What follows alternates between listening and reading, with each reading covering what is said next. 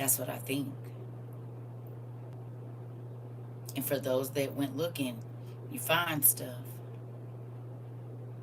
Because I never in a million years would have thought that this book right here, I want to say, I can't even remember when I got this book, but it's been a long time.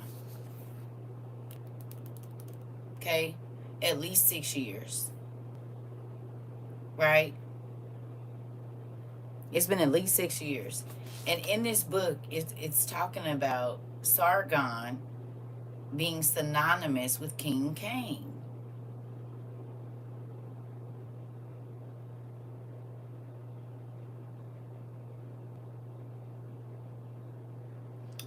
Hilarious.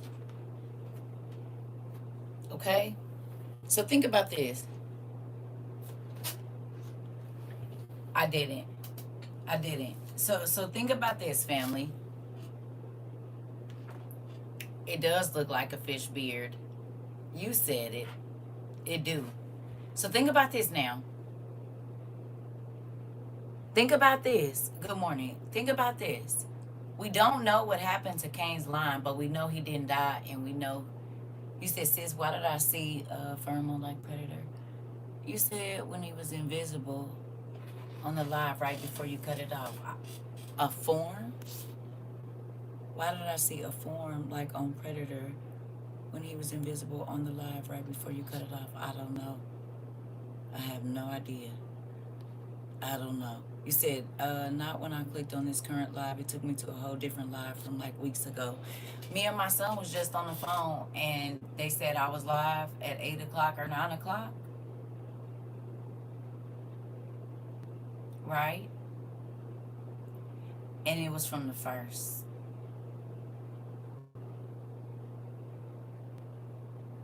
It was from the first. Yes, I don't know. Listen.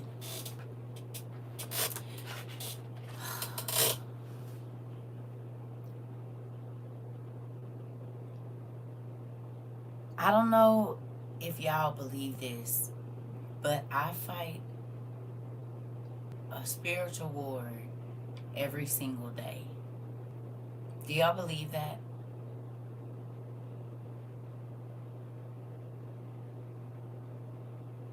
Do you believe it?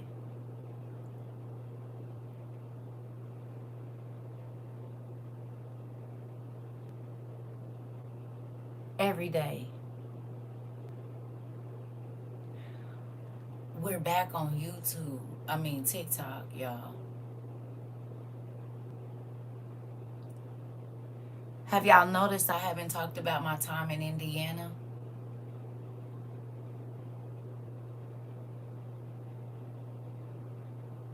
Anybody? Y'all paid attention. Right.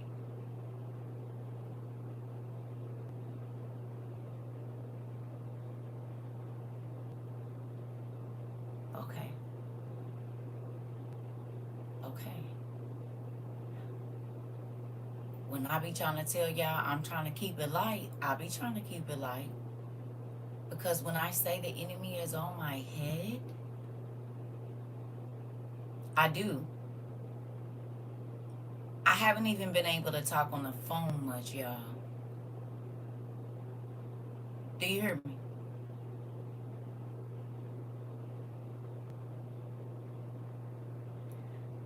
You can't do what I do and not be under attack. Do you hear me?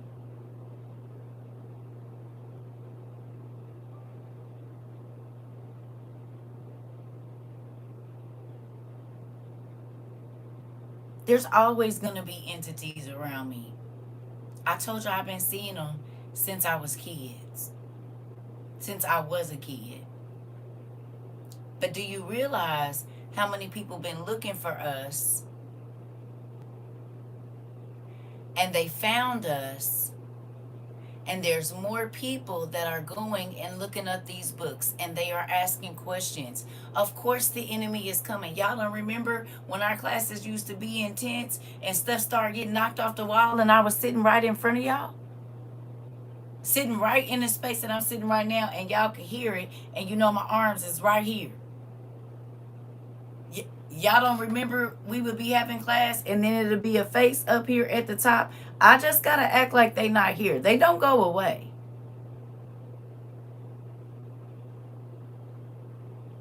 Okay? It ain't like I ain't lived this in front of y'all. It just ain't happened in a long time. But again, I just told my son this morning about the light going down. Nigga, I'm sitting right here. These are touch lamps.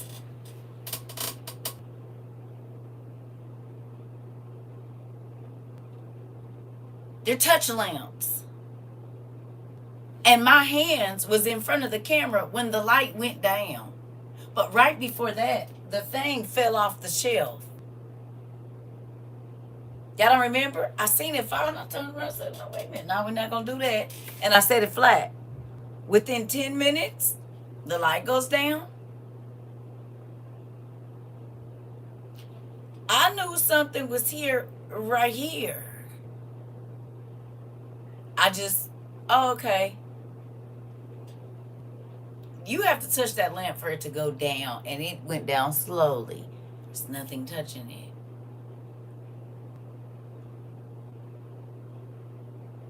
You said I took a picture on Snapchat and a spirit was in the mirror behind me in real life. Listen.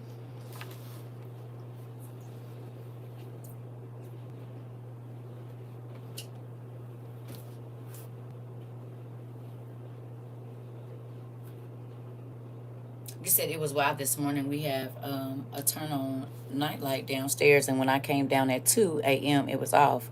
Went outside for a minute and came back in, and it was on. Exactly. Don't forget what's being released right now. You said, Tia, last night there was a spirit under my bed. It was the Lamorte. My husband saw it.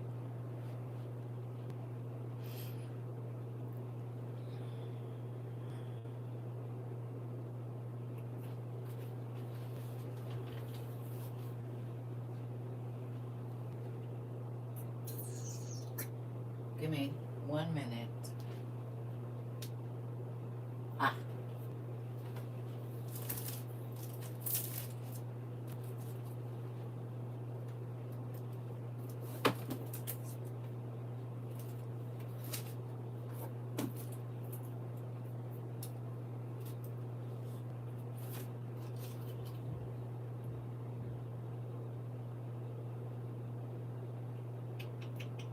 There's one more. I do not know where it is.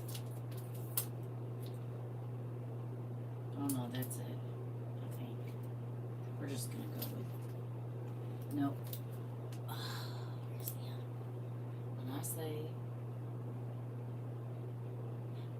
There we go.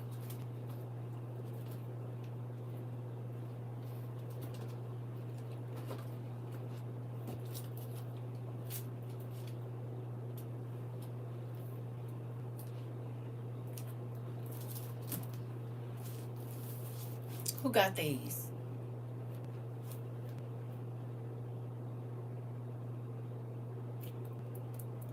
Who got these? You got these in your house?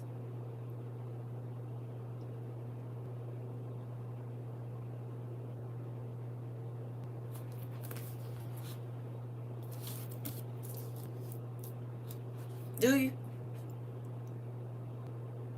You said I'm dog sitting, and this morning in the bed I feel like one of them jumped on the other sniffing me, and then I remembered the door was closed and the other one can't even jump on the bed because you have some of them. Do you have some of these? A dictionary of angels, including the fallen angels.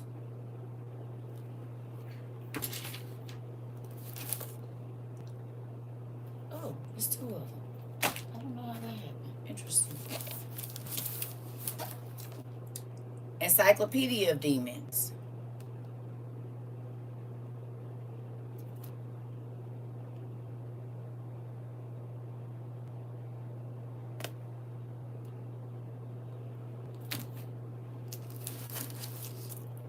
Dictionary of demons.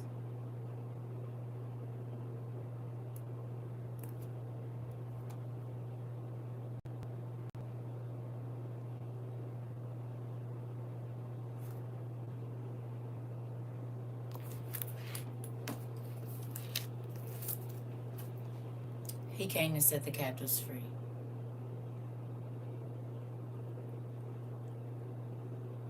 Anybody?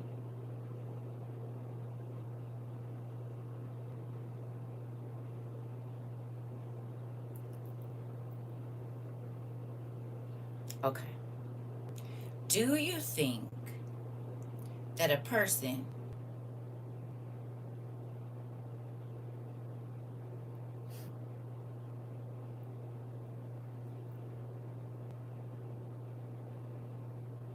okay, you can tell what I've had to live through by what I search out information for.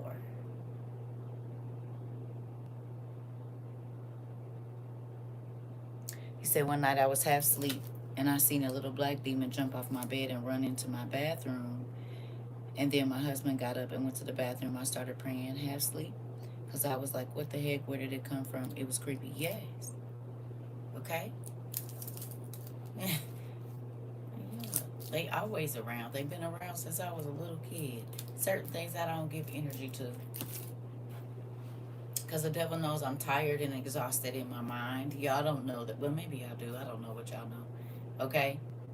I just had a conversation with my mother today about how when you're worn down, okay, the enemy is more easily able to come into your space to be putting thoughts in your mind, keeping you feeling a certain way. We just talked about this. We just talked about Jesus last night. I wasn't reading Mark 3, talking about the demons coming to where Jesus was at, about the sick people coming, about all of that. I didn't read that. And then it said that they didn't get to eat. All of that sounds familiar. Remember, I told y'all, as soon as I get up in the morning, the spirits be trying to meet me on my phone before I can even pee. To change my mood, to change the trajectory of my day. This is every day.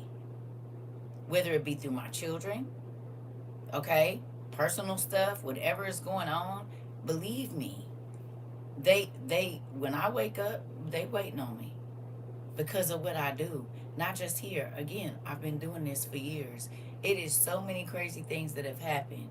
I've been sitting in places, lights flicker on and off, but 9 times out of 10, whatever it is, there is understanding being broken. I've showed y'all the you said I woke up face to face with a little black imp. He disappeared when I jumped. Exactly. Don't forget who's being released, y'all. Y'all think that we've done all these studies about learning what demons look like, paying attention, and all of that for nothing? Y'all thought we was just over here talking. And we just talked about the 9/10 of the demons being released. And now we seeing people with full black eyes, Bigfoots. We talked about what would we do when we started to see these things happen. Right? That it was going to be overwhelming, not just for the spiritual realm, but for everything that was going to be going on. This is why we've been working on our mind. Y'all, when I told y'all the other day, the enemy, what was it, yesterday? I wasn't trying to be insensitive. I just haven't talked about what's going on in my life. I haven't said anything. But when I tell you, so that's when y'all come in and I'll be like, oh no, I understand. That's not me being funny. That is not me being funny at all. Because again, what God told me to tell people in 22 is happening right now. And just like people said, we've been looking for you. You think the devil is happy about that? That people are asking for the list. That people are going back and getting into class and asking about books and trying to open up their understanding. He thought he had them. So yeah, he gonna attack me. Yeah, he gonna try to make me feel weirded out in my own house. He's not using anything new. Back in the day, I used to jump and go to You don't have no. You can do whatever you gonna do. Okay. He showed up when I was down in Indiana.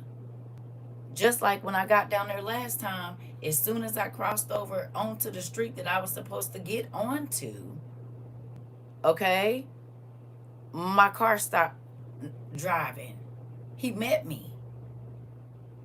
We just read a story, several actually, where Paul, Peter, Andrew, the demon would leave one space and get to the other space before them. Yes or no? Was hopping in people prior to them getting there. On top of my kids expecting me to have the right answer. And y'all don't know. Sometimes I'll be like, look here. I don't even be knowing for myself. I ain't even go. I just told my son this. He said, Mom, I'm honestly starting to understand. I said, yeah, 29 a different space. Because you realize that there are people that refuse to change, that keep expecting you to stay the same. They expect the same amount of everything that you give them while they have absolutely nothing to give you. And I'm not saying y'all because y'all give me a lot. And I'm not talking about physical things. I'm talking about support and everything else. But my baby is seeing you can support people, you can give them advice. They're going to go do the same thing and they will keep siphoning energy out of you, keep siphoning whatever else it is. And when you're depleted, they don't care. They just want more. And I believe that's why Jesus used to have the getaway boat waiting.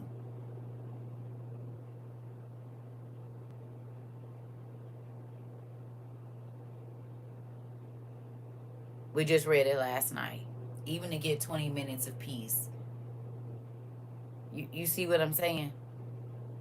And sometimes I told y'all, people will you once they know that you have something to offer, right? Because I'm sure now, and well, I can't say I'm sure. I assume, and sometimes you shouldn't do that, right?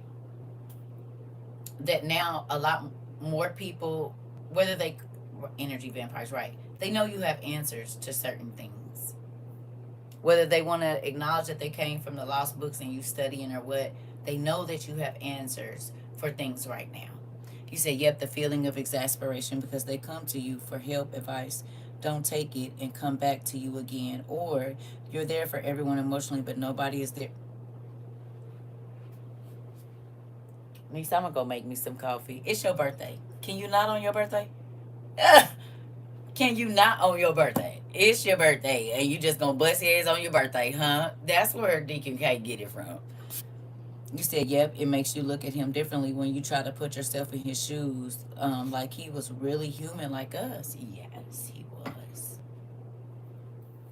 That's why that whole you gotta be perfect and walk the line the way that Jesus. Do you even? I said this to my mom today. You know, because we were talking about how people force the word down people's throat or force the word, uh, force their religion on people and all of this kind of stuff or whatever, right? And I said, and Mama, you know what's crazy? Most of the people that's trying to force a certain way to be down your throat don't even live like Jesus lived. Most of those people don't even have self control at all, not even a little bit. So they basically tell you, you have to live this certain way, and if you don't live this certain way, you're not close to God. Whole time they don't even know how Jesus lived. They don't know they don't know God's ways at all. And you can see it in the way that they treat people. Because how they treat people doesn't line up with the way that God in the flesh, Jesus, treated people. Right or wrong? We had people that came in our class the other day and said it feels very comfortable in here. You ain't even in my house for real. But that's how I feel in my house too. People come here and they immediately go to sleep, and I do not like it. Sam, I am. But remember, I told you, I said people come here and they either go to sleep or they're gonna cry and release all of this stuff on the crying couch, and then they'll go to sleep and then they leave. So you can feel that through here? Interesting. You said, I just was listening to the strong don't get a break, they don't. Listen, you said, that's in the new Spider-Man movie. The girl was jumping in and out from person to person, possessing them. I ain't seen it. You said, yep, sometimes I nap. Right. Hey, Niecy Boo. It's a real thing. And guess what? You all have been called to the same thing. Did you know? You should by now. Because if you thought that God was just filling you up with all that information for just you. T of Yah says she got 21 plus notebooks in the last 4.5 years. That's mind blowing to me. Some of y'all said 6. Miss Rhodes, I was looking at the dates wrong, didn't calculate. From, you said July 1st to August 4th, she's halfway through the journal she just bought. July 1st through August the 4th, and she's halfway through. You said, yep, my son went and watched it. I think, you said, yep, my son just went and watched it. You said, I was thinking, sounds like class. Interesting, right. I have a friend whose house is so peaceful, I go there and nap sometimes.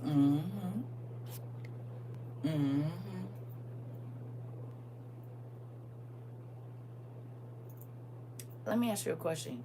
When you go and see movies like Spider-Man and you see possession happening right in your face, after studying these books right here,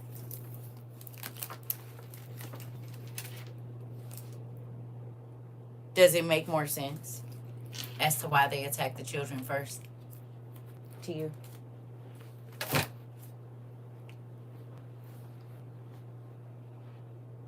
You said we got Kay a journal, and sometimes he goes and draws pictures to God instead of writing words. He sits in the treehouse space in the library and does his thing. Yeah, girl, exactly. Before they could write words, they drew pictures. Because before you can read letters, that's what you read, pictures. And remember I told you, a lot of people don't read their kids' pictures, so they don't be knowing what they feeling because they can't write the words out. You say, yes, children are open and empty vessels. They become whatever you pour in, they do. Right. Okay. He is. But guess what? It's never too late to start with your children and your grandchildren. Let him be the example. But mama's had to put in a lot of work to get him to that space. But you have to create the space in order for them to do it. You say, yes, I can't even sometimes see the name of the spirit. You can even see the name of the spirit that be speaking. You see what I'm saying? You have to create the space. This is why I caught a lot of flack as a young mom. Oh, I wouldn't be letting my kids in. You need to make them focus on, you make your kids focus on what you want to make your kids focus on. Mine, I'm trying to create open spaces. Okay? I'm not perfect by a long shot, but I've always tried to create a space for them to create, to express they'll tell you.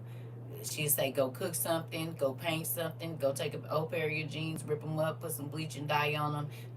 Use that energy creatively. We're not going to use it to be destructive. That's not what we're going to do. It's okay for you to be frustrated, but you need to take that energy and either go write it out, go sing it out, turn your music on, put your headphones on, sing. Let me put my headphones on. That way if you get too loud. But yeah, no. My grandson drew heaven and hell and portals. I was like, what are these? He said portals. He's on the spectrum. He got the superpowers. It's true about the Spider-Man movie I saw it this past weekend. How does it make you feel to let them see possession just so easily thrown around? You said I had to do and let God work on me first. Come on. I learned to apologize, admit that I'm wrong, and let him be emotionally honest with me about getting defensive or angry. I'm still working on it, and baby, you still will be.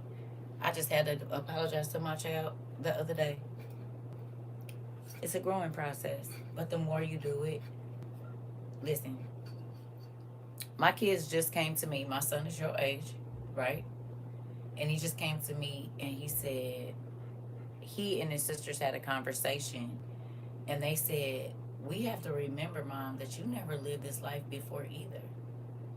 I said, remember, I used to tell y'all, I ain't never been 27 before when I was 27.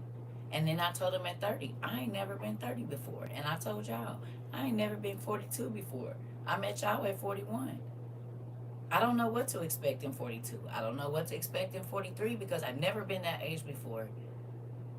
So I'm not acting like I done got to 46 and I just know. No, I don't. But I can tell you what I do know. I can tell you what I do have. You see what I'm saying? I can give you what I have. And I think sometimes we forget that there other people have not lived this life either before. We're all trying to figure it out day by day. You learn something new yesterday that you don't know what the end of your day is going to be, or what things you will learn, or how your life will be affected, or what will happen. You don't know. But if you journal, you can kind of start to see a pattern.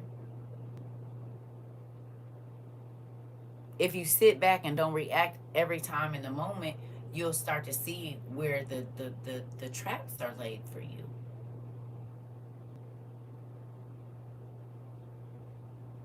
I saw someone say it's a lot of astral projecting in that movie. Girl, listen, you said right. I used to be told I'm too open with my kids because I didn't sugarcoat to them. I said the world ain't gonna sugarcoat, so I'm not. When they get older, they know how to handle situations. Right. I started talking to my granddaughter who's only 4. Now she's asking me questions about God, the angels, demons, and everything. Um, she be with me in class every time. You come on, come on, come on, come on. Who's happy that you? It's okay, pumpkin. Who's happy that you delve into the spiritual understanding world and the knowledge of how spirits move, how they can jump bodies, how they can manifest and be doing stuff and tormenting your children and tormenting your household or going through your boss? You don't think that that stuff is valuable information? You said I prayed the other day telling Dad that I'm tired of fighting for things in my life and I'm really going through it at this point. Let go. Let go. That's what I had to do the other day. I gotta let go, because I be stressing myself out and I be having all kind of stuff going on, and I realize that a lot of these issues are not even mine. And it's not like I'm going to search something. It come to me, but I don't have to take it in. I do not have to take it in. Okay? And so there needs to be boundaries. There needs to be mutual respect and a number of different things in order for me to be in certain situations. And if I'm not, if I can't get that, then you're just here to take, and I don't have it to give. The world is ending, nigga. It's too many things going on for me to be all over the place about situations that you really can control. No. You said I really am. Being here taught me to stop always trying to be in control. Come on, baby girl. I'm still a work in progress. You only 29. You only 29, girl. You was a young thing. Listen. You said, but I'm learning to filter what I let in and what I put out. Come on, baby. And guess what? Think about how many people, some of them close to triple your age, they still ain't learned that lesson. They still ain't learned it. He said, because it helped me understand when I was diagnosed with several prenatal depression, severe prenatal depression with my last baby, that it wasn't chemical, it was definitely spiritual. He said, he told me, you are hanging on to the sharp end of the knife. Open your hand so it doesn't cut you coming out. Uh-oh. He said, yep, I tell my kids if they want to read my books, they are open to. And if they want to talk about life or God, I'm here. And one of my kids is 19, and she says she feels like she's going to go to hell, so she really don't want a relationship or to seek God.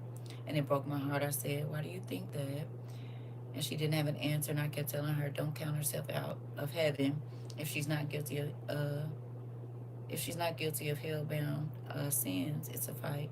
And I see this generation don't have the energy to fight for anything.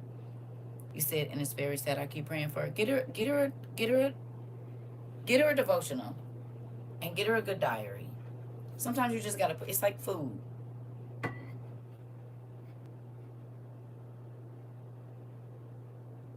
and send the book of Adam and Eve to her on what's the name. Simple. It's like one paragraph. Just say, can you read one paragraph of this to me every day? Well, read it for me and then tell me what you think about it. You know, Adam and Eve start out, it ain't nothing but sentences, some of them.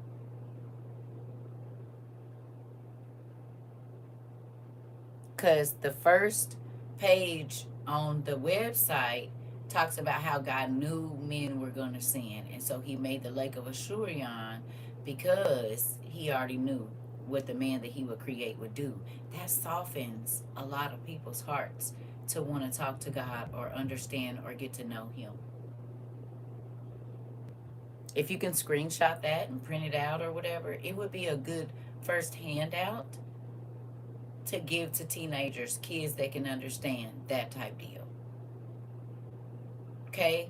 Even some hardcore 66ers that won't budge, print that first page of the Cave of Treasures out where God talks about he didn't put him over here because he knew and this, that, and the other, and see what you get.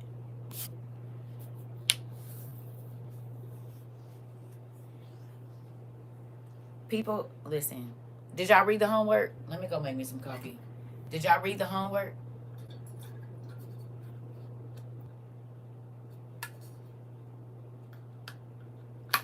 Huh?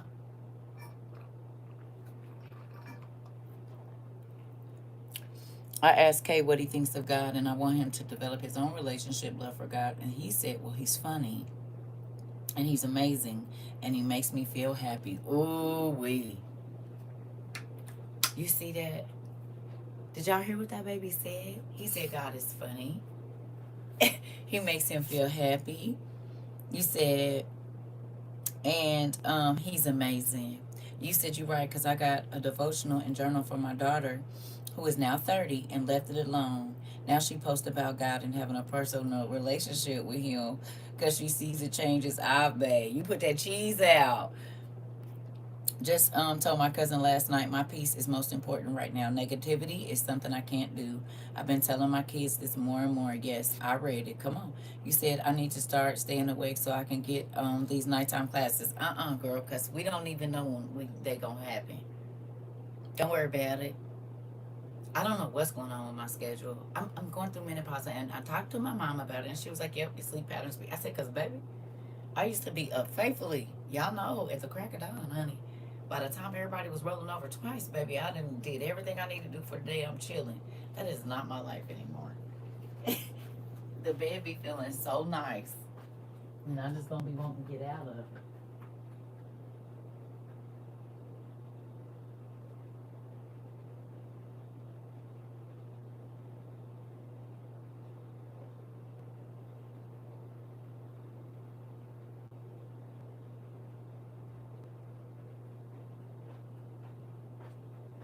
So, with that, did y'all get a chance to read y'all homework? Huh?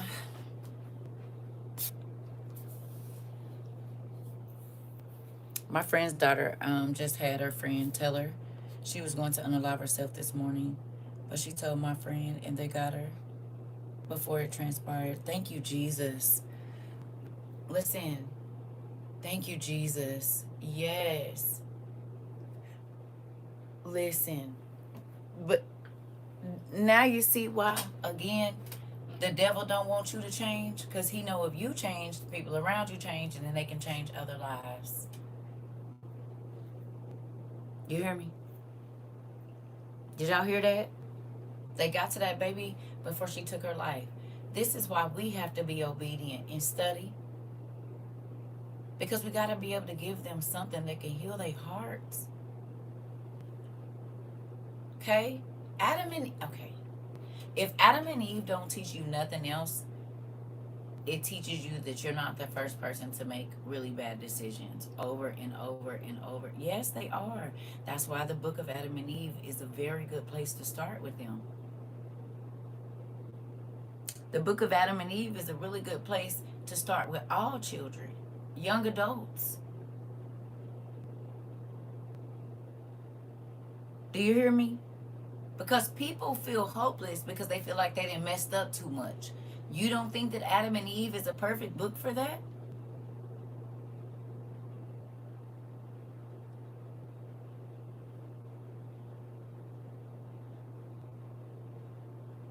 I think it's a perfect book because it shows you how many times Adam and Eve kept getting tricked up into bad situations. Ain't that human life right now every day? Is it not? I think it's a perfect book for that.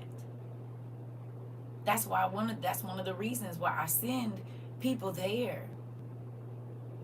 You said, yeah, because Adam and Eve gives you, you said, thank you. We just need support. Yeah.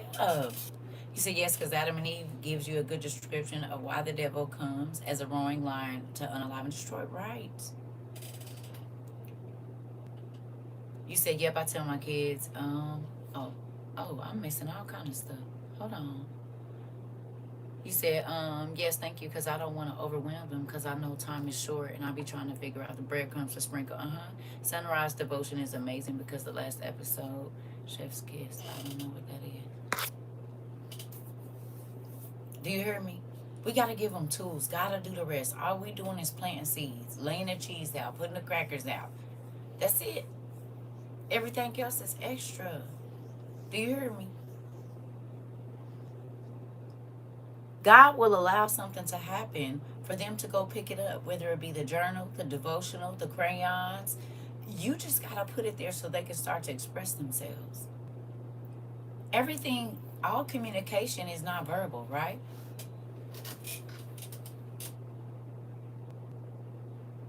What are the different types of communication? Well, don't answer the question just yet. Yes, that's your help to know the messed up over and over. You said God wouldn't let them give up even in the mess up. And you're right. When I come back, tell me the different types of communication, please.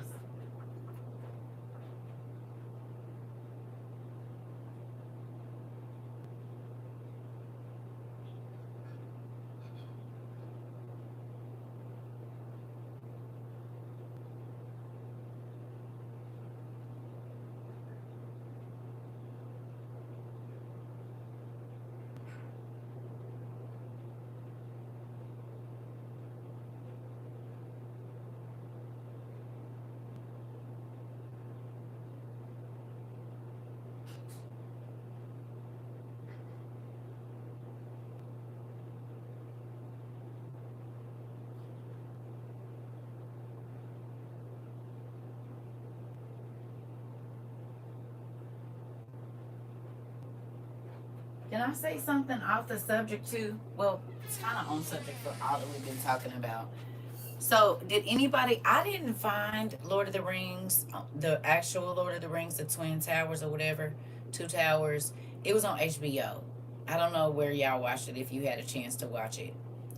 But if you did get to a certain point in it, when them black things came with the hoods on, and the hobbits was hiding under the brush, did y'all get to that part?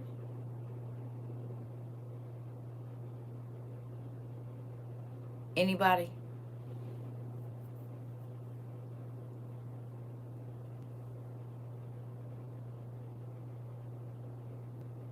Okay. Okay, but I'm just saying, did y'all get to that part in the movie? Okay, you watched the Fellowship of the Ring, the first one. Okay, the Nazgul. I don't. Is that what they call? That fly. That fly on them dragon things. Yes. Yes. Yes. Do you know all the hair on my body is standing up right now and on my arms? Y'all can't see it, but all the hair on my body is standing up. Do y'all know when my ex came to me, that's exactly what it was? Remember, I told you I was like, it was the cape, but it was, that's exactly it. And I told y'all his clothes was like tattered and then he was floating. That is exactly how he looked when he came the last time. Remember, I told you he came the first time, he had the whatever, he was in the flesh and he came as a skeleton. The last time he came, that's how he came. Because remember, I said I was trying to touch it because I could hear his voice coming out of that dark space. And that's exactly how he looked. The everything. everything. And when I seen it, y'all, I was like, I didn't seen this movie before. I guess I never really paid attention to it. That's exactly what it was. I mean, to the T. There was no face. Remember, I kept telling y'all? The Nazguls are sovereign servants, the non-mortal kings of men who were corrupted by rings of power and faded into the invisible waves. That is exactly how he looked. And remember, I told you he kept getting whisked away? But he was there. Like, it was, yeah. Right. That, sister, is he came to me in three forms that, y'all, all in here on my body. Baby, listen. That's how he came to me. The last time in that dream, it was his flesh first, the skeleton, and then that thing. And it's crazy because he worshiped the ancient kings, and he had black God on his back. And he used to always talk about taking people into the darkness. Wild. Baby, listen.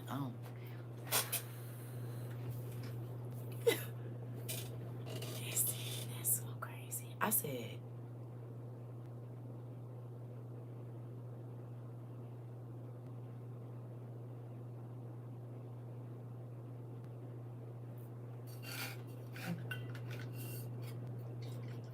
mm-mm. I ain't never experienced nothing like that. My dreams be crazy, but that different. Altogether different. All right, let's get to it. I don't even want to think about that no more. Um,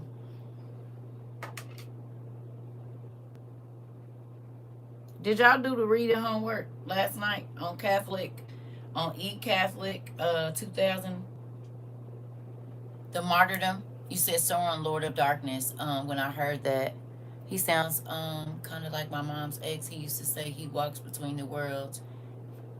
He died as a he died as a baby, and his mom made a deal to bring him back. Right, this kind of stuff. I told y'all that man didn't have no white in his eyes. After like I got back to Missouri, baby, he did not have the first time like that. He didn't have no white in his eyes, and it didn't happen until we got back. We was living other places, and when we moved back here, when I moved here for the first time, honey, I said, "Whoa, you don't got no white in your eyes." He was like, "What are you talking about?" I said, "There's no white in your eyes." For 18 months, I told him that, and then he saw it for himself, and that's when he drew that thing that I showed y'all. You said his mom made a deal in the hospital, just like, and I believe it. I told y'all his grandma dedicated him to the devil as soon as he was born. She named the nigga Ancient Fiery One. She the witch. That's not a joke. You said yes. I've never watched it before. It was so I was kind of confused. It's okay. Yeah, they were the spirits of the old kings. Thank you. I couldn't remember what the yeah. So listen. You said okay. So hear me out. Do you remember the part where they seen the two big statues going through the strait? Okay. So they called it the Argonath, right? Because from the Argons, or from Argon. You said I thought about the Argonauts. Then it got me thinking about Eden when it says the two angels with the flaming swords guarded and was between water, and that's my yeah. Yeah.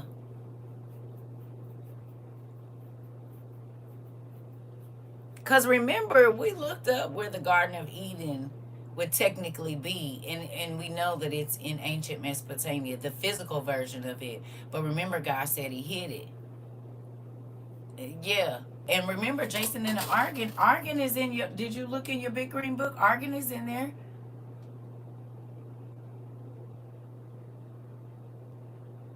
Argon is in there.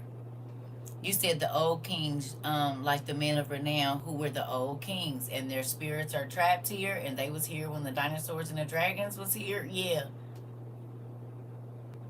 yeah. Do y'all but look? My toes down here like this. Y'all can't see them.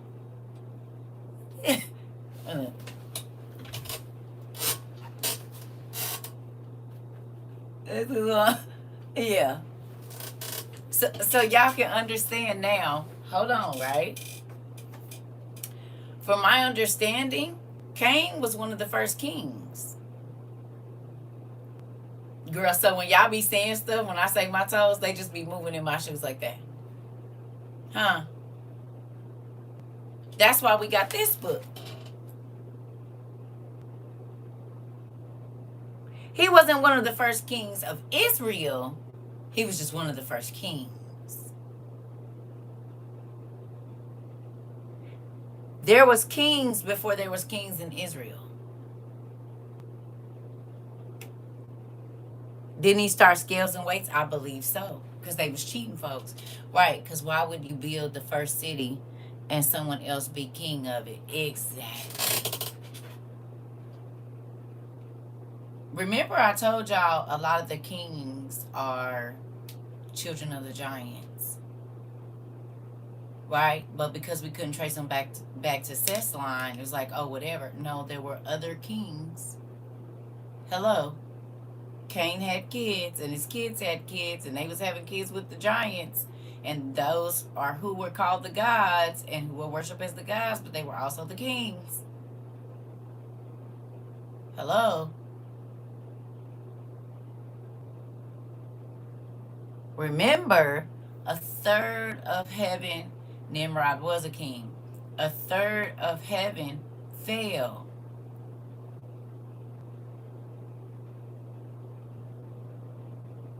A third.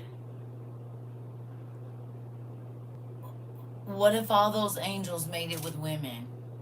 And this is where we get all the pantheons from. All the different gods in India and all over the world.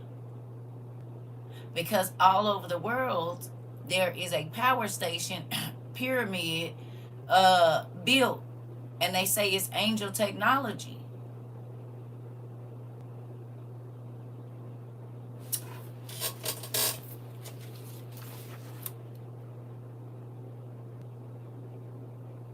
A rocket that was launched.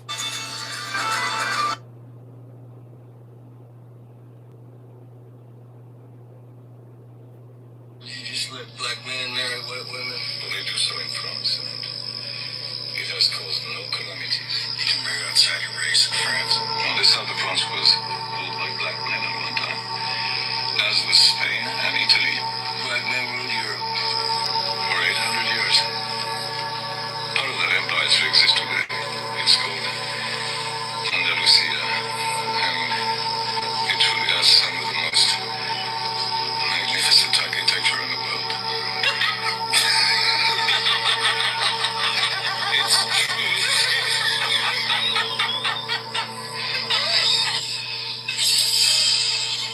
You just let black men. Huh. And the video right after that was talking about. I don't care if these bitches don't. Oh, that ain't it. Oh, I'm sorry, y'all. Sorry about that. It's a video where it shows that Europa was a black woman with Bantu knots and a headband on, a headscarf. You said how many angels is that? When we did the math, what did it end up being, like 100 billion angels or something like that? 300 million angels, 3 billion angels, or so. I can't remember. We got the numbers wrote down. We do, because we were studying I can't remember the number, but it was a lot. It was basically enough for it to be 6 to 8 demons per person that's on the planet right now, and there's 8 billion people on the planet roughly. So when we did right, it was like it was either 5 to 7 demons or 6 to 8 demons per person to every person on Earth right now. Yeah, that's how many. The calculations we did, and we did that early on in the beginning of this. I don't know the specific number, but it's a whole bunch of them. But it's basically enough for between, I think it was 6 to 8. 6 to 8 demons per person. Right. But you got to think there's okay, look. Let's do it. We was gonna go somewhere else, but maybe we're supposed to talk about the spiritual. Do y'all think we're supposed to talk about the spiritual realm today? Is that why this is happening? You said brings light to the seven more stronger. Right. Okay. Let's do it a few ways then. Okay.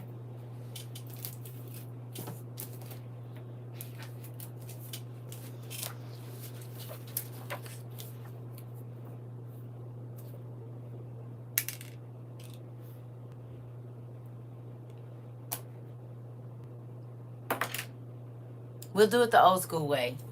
Now, you can cheat. Well, it's not really cheating. Open book test. Not cheating. That wasn't the right word. You can use open book. Back in the day, I used to tell y'all I didn't want y'all to, but we 4 years in. Y'all got just about every book I got, if not more books that I don't have. So, with that, I'm in the Dictionary of Demons. Right? I can't even do that no more. It's not even fair because y'all just going to go to the shelf anyway. Even if you don't see the book that I grabbed. Few different names and I already know y'all, which I'm grateful for. Yeah, I got the smartest class on the planet. So look, I have the Dictionary of Demons. Let's just go through here and see. Okay, y'all want to? Ooh, ooh, yeah, we about to do this one. You ready, or do y'all want to do it like old school where you just Google it so you could be surprised? What you want to do? How y'all want to do it?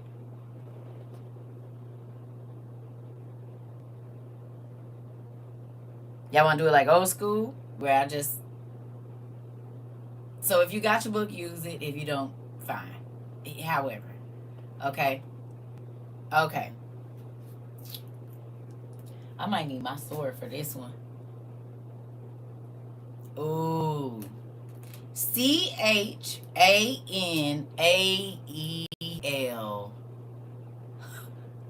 CHANAEL.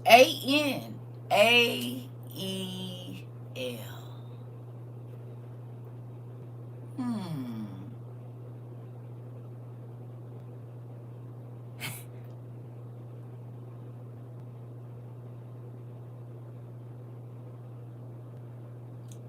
Who is it?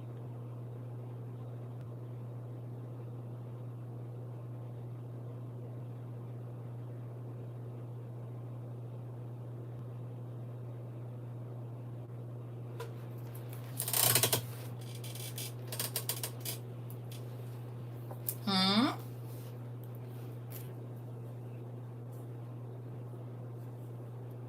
Ooh, Danny. Ooh, Danny. Ooh, Danny. It says Chanel, a demon of the day ruled by the infernal king Raziel. Chanel holds the title of Chief Duke and has an unspecified number of attendants who exist to carry out his commands. Chanel's name appears in the Ars Theurgia through Raziel. Chanel owes allegiance to the court of the north.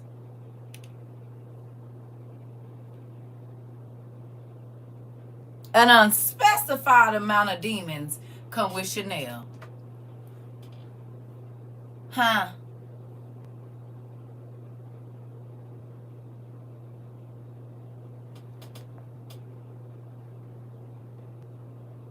They gonna say it's spelled different. Don't play with me.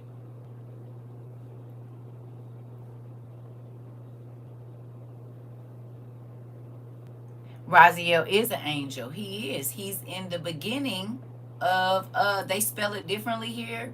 Raziel is in the 200, Rika. Raziel is in the 200, if I'm not mistaken. You said that's very interesting. You said back when I used to do use angel cards, thinking they were innocent, Chanel was one of them. Ooh. No way.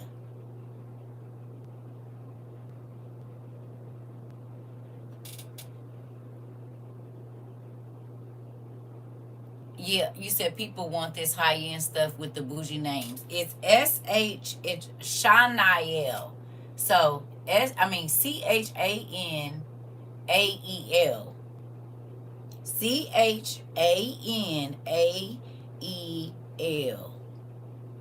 So they just moved the A. Right. And channel too.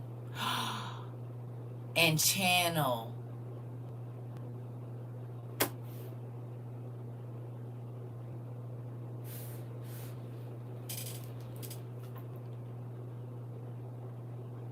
Chanel.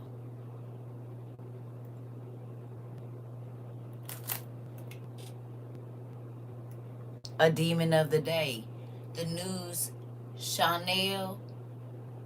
The morning news. The news, Chanel. And it says, a demon of the day ruled by the infernal king Raziel. Chanel holds the title of Chief Duke and has an unspecified number of attendants who exist to carry out his commands. OMG. And demons send you illusions or tell you a vision. And depending on the channel, and there's thousands and millions of channels worldwide, and an unlimited amount now. So,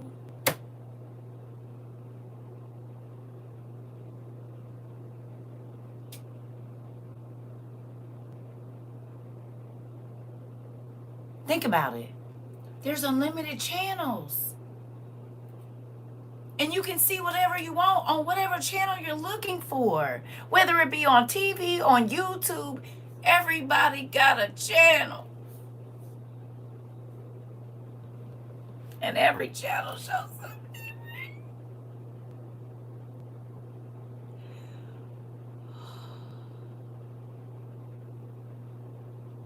Welcome to my channel. Welcome to my channel.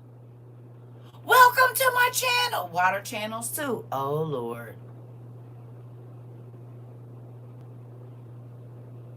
Welcome. Mm, mm, mm, mm. And think about it. Even if you think about, welcome to my channel, girl. And even page, a page is a person back in the day that used to deliver messages. They was like a messenger, a page boy. They did errands, channel, a course into which something may be directed. Girl, I'm at work and I know these customers watching me with my mouth wide open. You said, oh Lord, I'm just going to wear potato sacks. Enchanted. Come on. Oh. And most people watch TV in the day. They do. What y'all think about this? Simple word. But it's all over and everywhere. Water and water channels, energy. They churn the water and slosh the water to create energy. Hello. Well, I guess we didn't all had eyeballs and none of them been working our whole life. Right? We didn't all had eyeballs our whole life. Maybe this is why when certain people go over big bodies of water, their whole body reacts to it in a way that's like, this is not safe. Because they can feel the energy coming off the water. Oh, damn. Shall we go on? I hope y'all highlighted that for y'all friends that like a lot of name brand stuff. Moving on.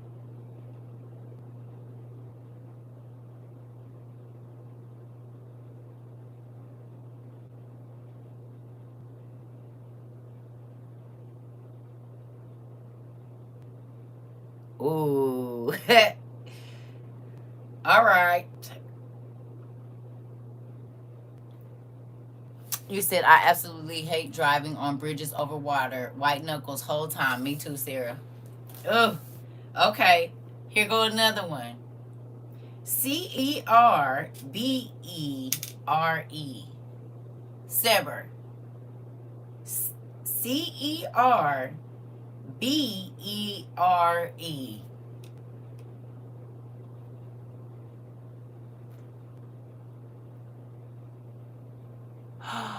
Buick LeSabre.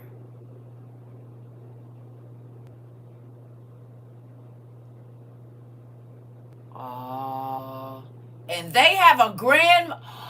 Buick has a Grand Marquis. Don't Buick got a Grand Marquis?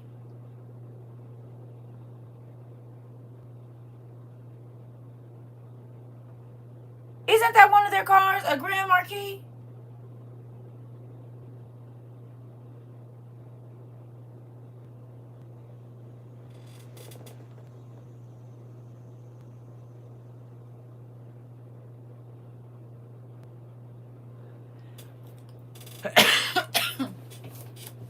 A Cerbere, regarded as a valiant Marquis of Hell, commanding 19 legions of spirits.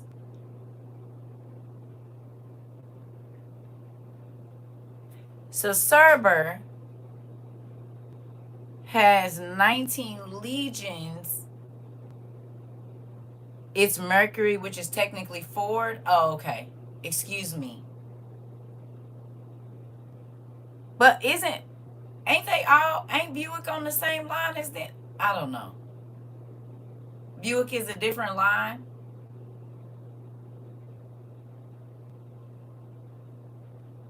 Ain't a Buick mixed with a Ford? Like, are they all under the same? Think about it. Mercury, the planet, they play in our face. So a Grand Marquis of Mercury and a Cerbere.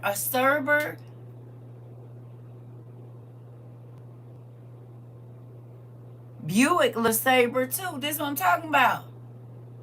And that's the same name. Y'all know they just a Grand Marquis who gives perfect understanding in all sciences and makes people great in both honor and wealth.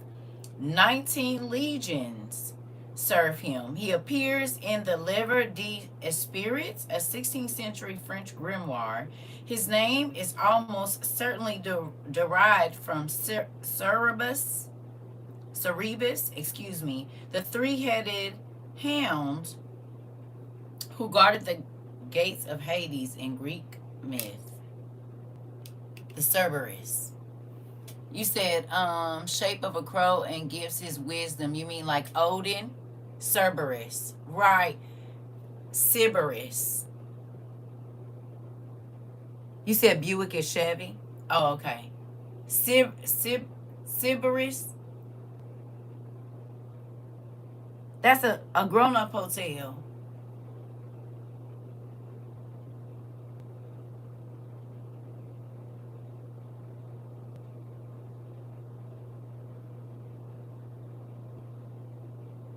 So in France, they have a city named that?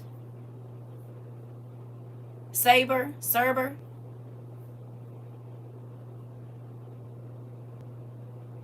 Interesting.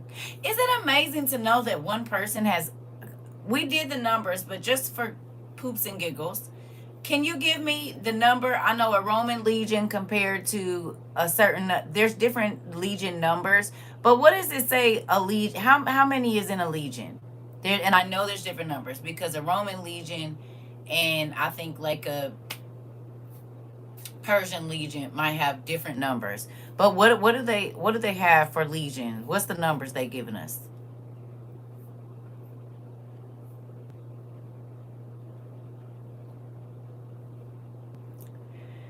The channel, like people channel spirits, around 5,000. 5,000. So you say 6,000 for poops and giggles. I don't even know why we cuss because it's funnier to say it like that. That part. Yeah, for poops and giggles. I got my babies in here. I gotta say it right. Okay? Right. So, because babies normally do poop and then giggle, don't they? That's what they do. Um,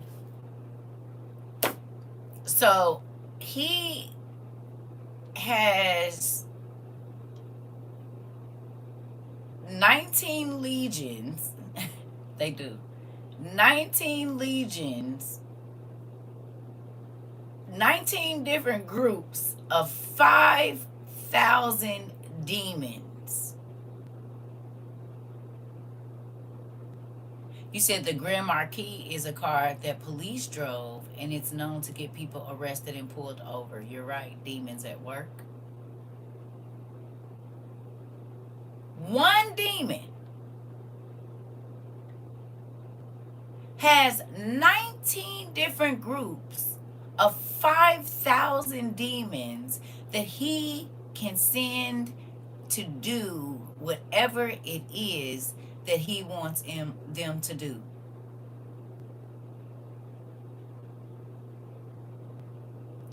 Okay?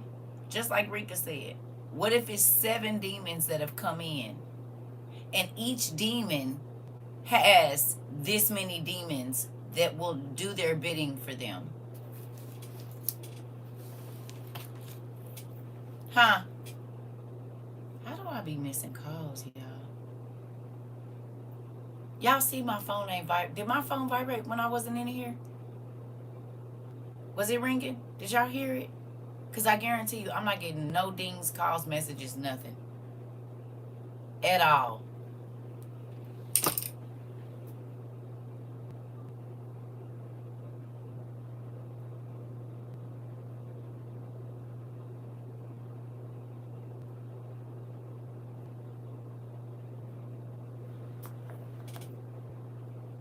Right. When I tell y'all they own my stuff, they own my stuff. I be missed 7 calls. My phone's sitting right here. The ringer's on, the vibrator's on, and it's not gonna do nothing. That's why. Okay. So this demon has 95,000 demons.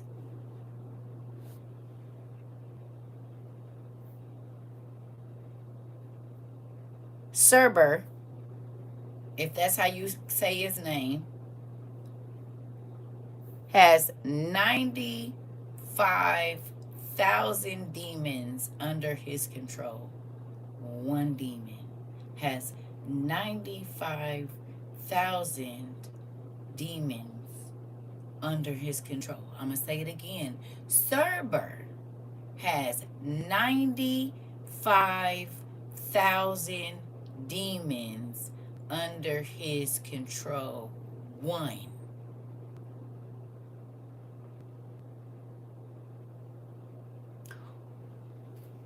So if he comes with 7 and they are more powerful than him, how many legions do they have?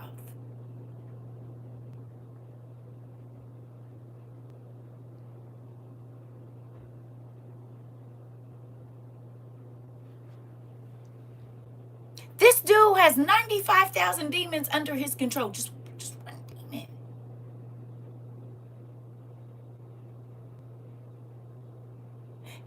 And if he holding the door open and the other ones that come through are stronger and more powerful than him, girl, could be pronounced with the hard C, if it's Latin origin. He said, then it would also kind of sound like Gerber. Listen, like the orcs, like the orcs.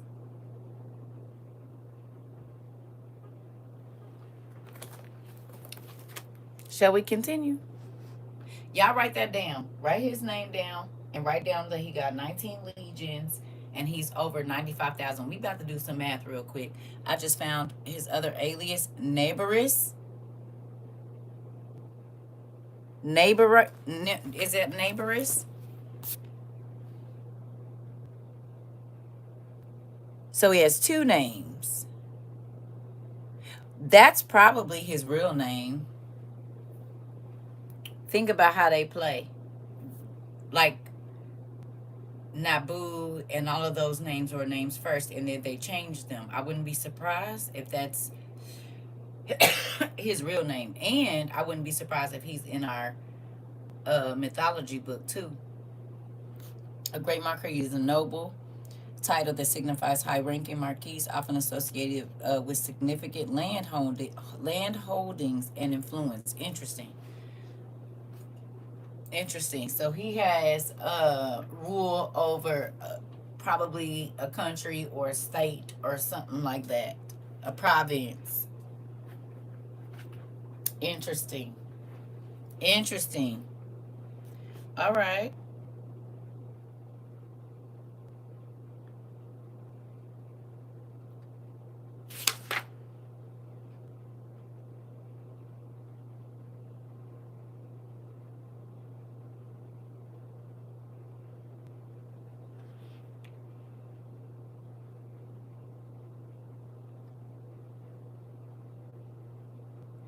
Mm,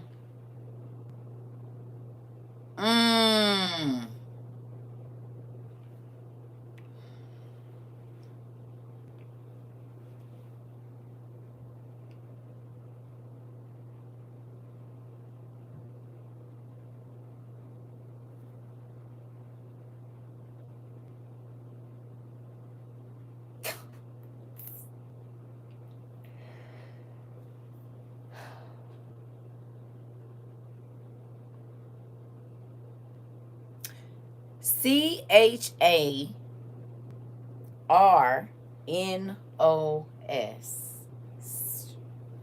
Charnos. Charnos.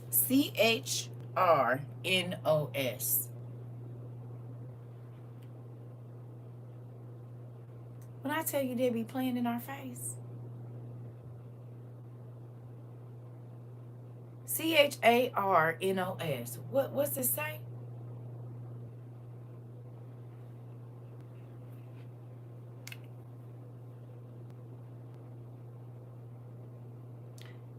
You said, I know that ain't Chronos.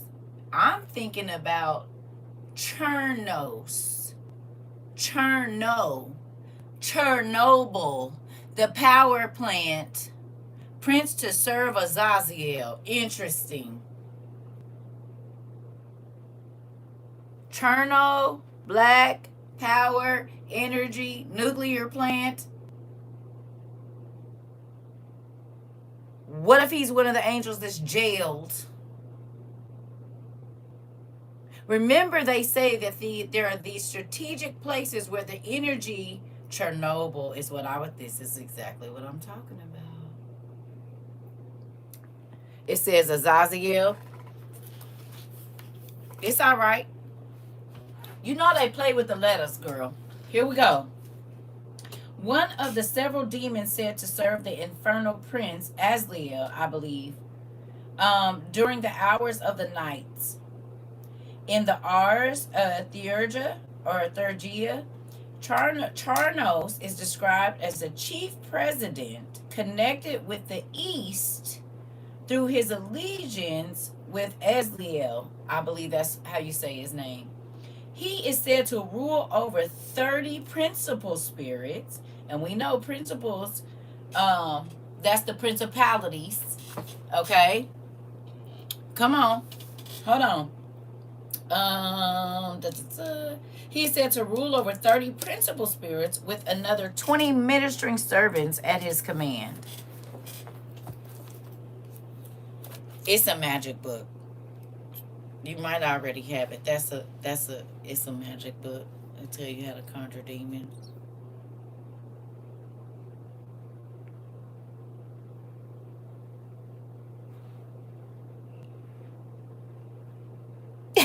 You might not want that in.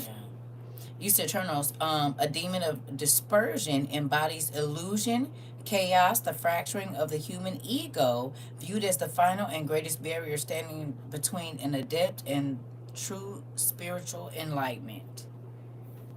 Yeah, that's Solomon stuff, girl.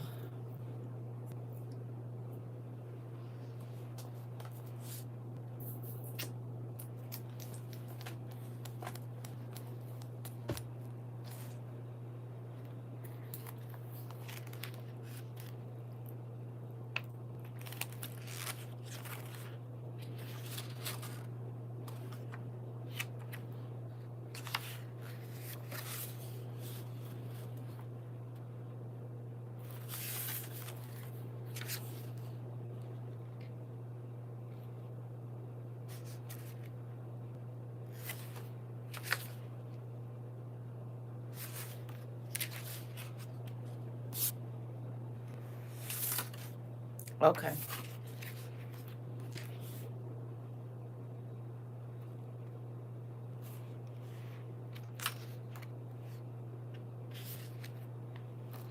We're just gonna leave that. All right. And I wouldn't be surprised if it is, Miss Nicole, because Chronos sounds like Charnos. You said I bought it that by accident 4 years ago. It's bidding away safely. Listen, right. This is when I used to have to tell people. This remember when people used to get mad at me and I said there's information that is not, it don't need to be put in everybody's hands.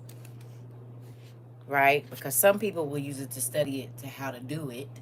I, on the other hand, have to have certain information so I can kind of tell you what magic is and what to stay away from. A lot of pastors and stuff tell you not to stay. They tell you stay, but they don't do enough study to show you what is magic and what isn't. And so then you just don't even know. But certain stuff, I bid y'all not to go get it. Please don't do this. Please don't buy this. But this, remember when people was looking for the Testament of Solomon, the Lesser Key of Solomon came up, and I said, no, that's not what you're supposed to buy. That's a spell book. Certain books, remember, I said these demons are mentioned there, right? But don't go buy this book, please. You said, yes, I bought it too. Literally the same year I found you, and someone asked about it, and I'm like, ooh. You said, why do I have this book? Right. Mm-hmm. And remember, folks used to give me a very hard time about, well, if you have it, you think I wanted it in here? That's what you thought? You just thought, oh, yes, tell me about, no. Absolutely not. But who gonna tell you that the symbol on your kid backpack is a magic symbol if don't nobody know? Oh, okay, never mind. Okay, all right then.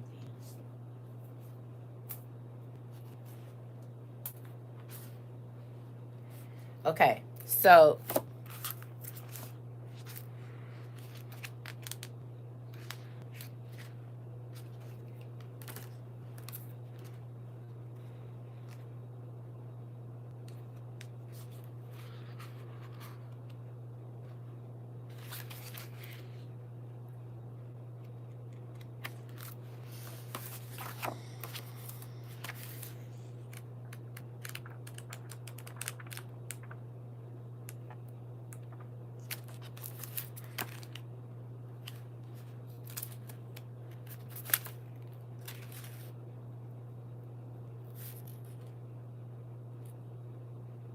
okay. How many of you bought the Demonology Incubi and Succubi, a book of demonology by somebody Amino? This one, and they said it was basically King James book. Do y'all have this?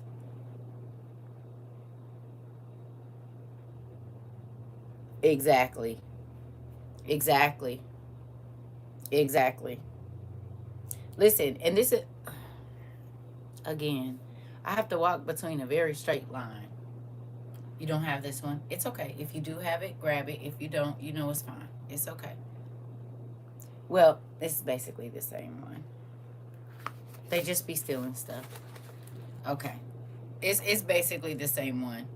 Okay. They just be putting moving stuff. Well, look, can I read something to y'all? If you have this one. Can I okay, so can I read this to y'all real quick?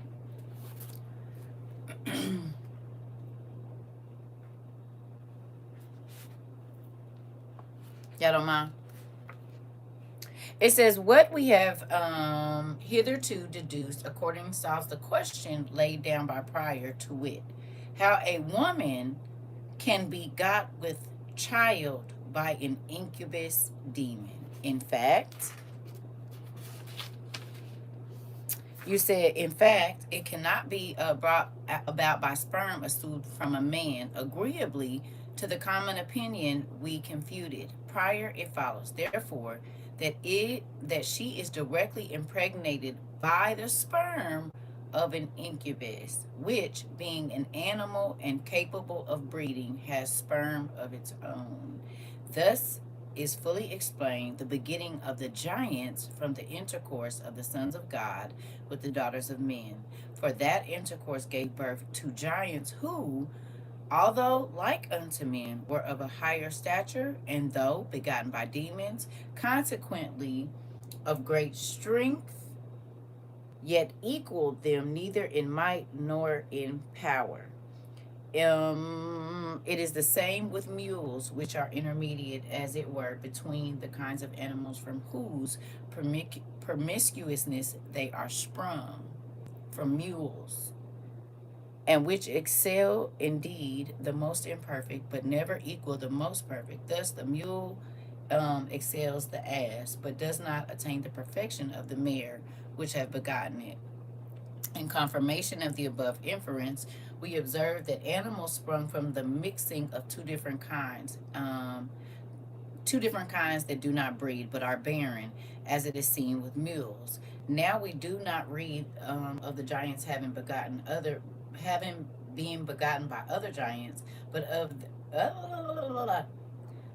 their having been born of the sons of God, that is, incubi, and the daughters of men, being thus begotten of the demoniac sperm mixed with the human sperm, and being it, as it were, an intermediate species between the demon and man.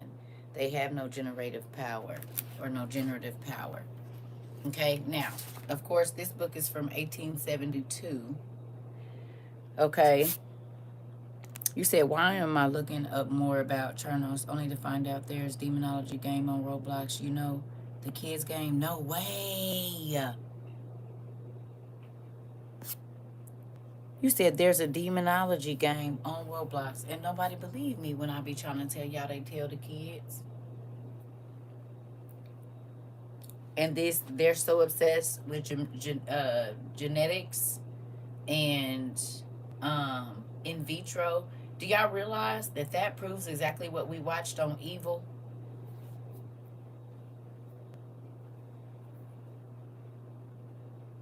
What I just read.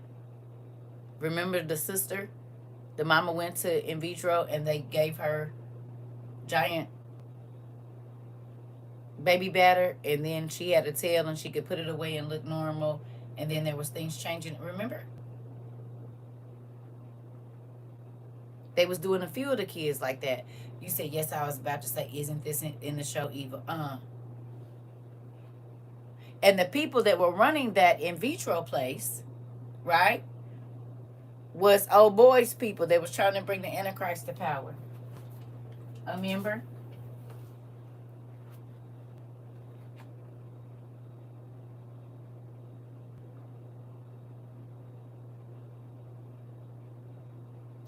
Remember, we talked about some of the miscarriages.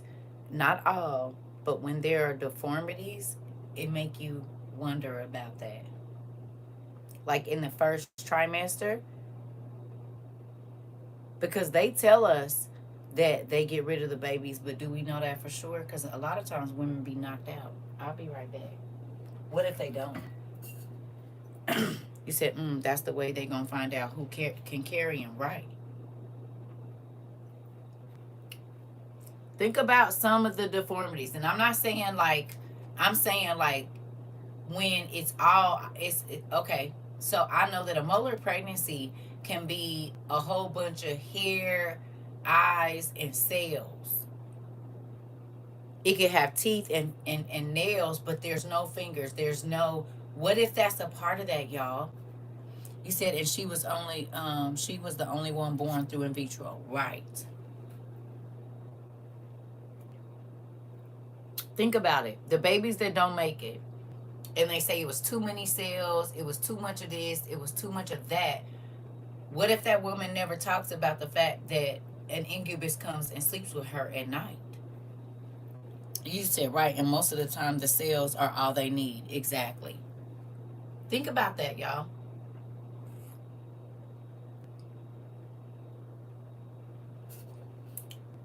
We don't know. Because the doctor is the one telling you what's up. You don't even know what you're looking at. But they do. You said, I told y'all before my mom was born with her legs bent looking like mermaid legs. I did IVF and the deformed embryos were taken, but they refused to tell me what was wrong with them or what they did with you. No way. Hence why they always want the placenta way before it should be naturally falls off the baby. Y'all, yes, I kept every tooth of Nathan Luce's and mine, but I don't have any idea what happened to my miscarried baby after the DNC before Nathan was born. Y'all. And older women back in the South and stuff used to talk about folks being pregnant with monsters. And they would take the baby out to the woods. Don't forget this.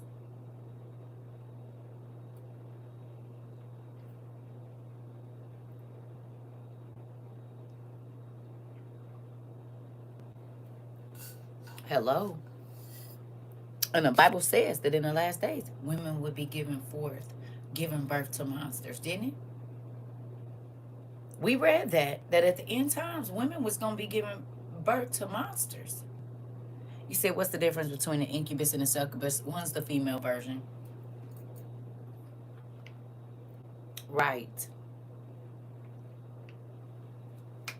Like in Game of Thrones. Did somebody give birth to a monster? I can't remember, girl. Interesting. You said, yep, I've called them for years trying to figure out what they did with the, they won't tell me. I also had 2 miscarriages. My mom had mermaid legs, and my ex had 2 rows of teeth. That's in case genetics. That's why they won't tell you what they did with them. You said just like they were in the beginning. Who likes this class? Give me a high five. Give me a high five.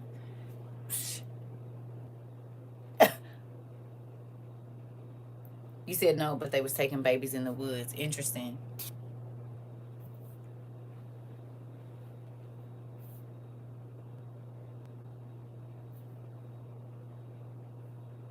See how we be figuring stuff out? And y'all wonder why they don't want us to have class. They don't. Now y'all know why they've been watching us. I keep trying to tell y'all they know we around.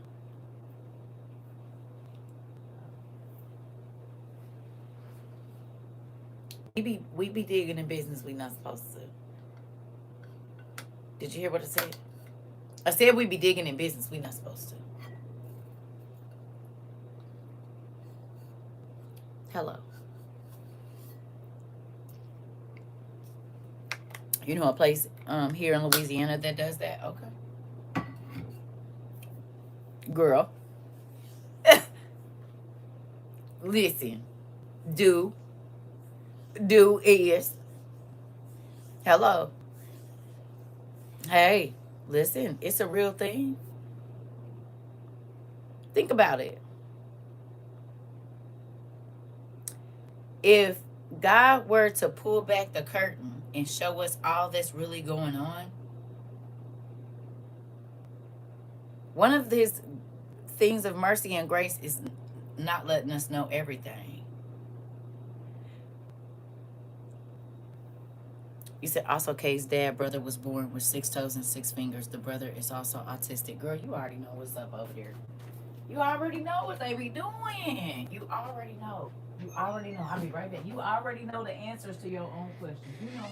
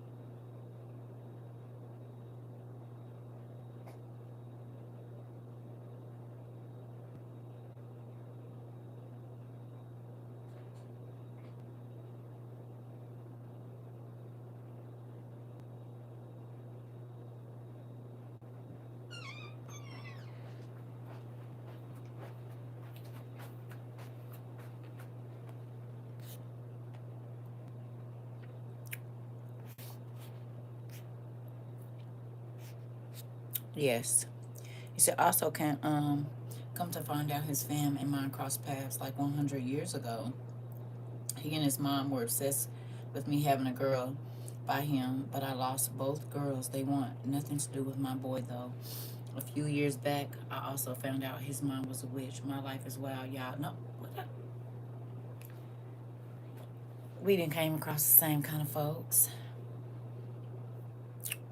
We didn't came across the same kind of folks. Never mind. In Game of Thrones, they was giving the babies up, and the frozen people was building a dead army. Right.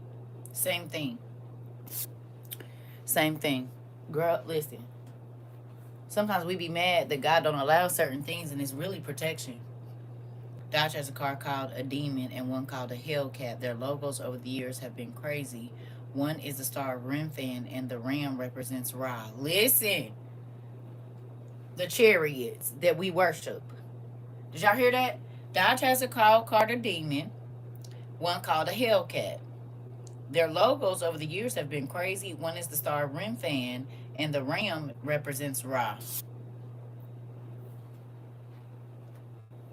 Hmm. They had a Dodge Viper too, don't they? Don't Dodge got a Viper? Didn't they have a car called a Viper or something called a Viper?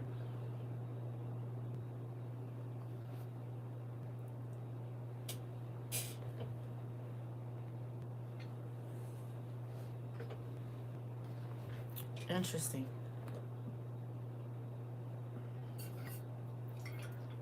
Oh, okay. Well, and the Chevy Cobra. Interesting. It's a real thing, y'all. Okay, so let's look at this. Okay? Going back to what our niece said about come to find out they families had crossed paths 100 years ago, right? Think about this. Okay? The witches and warlocks get prophecies too. Not all of them be wrong. Okay? Because some of the angels that they talk to are a prophecy angel, right? A messenger angel. Messengers from heaven brought messages to the people that were going to happen, right? Right? Or no? That's what a messenger is. They bring you a message that something is coming, something is happening, whatever. Don't forget that a third of those messengers fail. Who do you think be fueling the psychics? God did not take their gifts. Okay? This is why people that do agriculture pray to the gods of agriculture. The people that need, science and whatever, they find the demons that work in that field. They still have power. God said he didn't. They don't have more power than Jesus and God because he took that power back, but they still have power.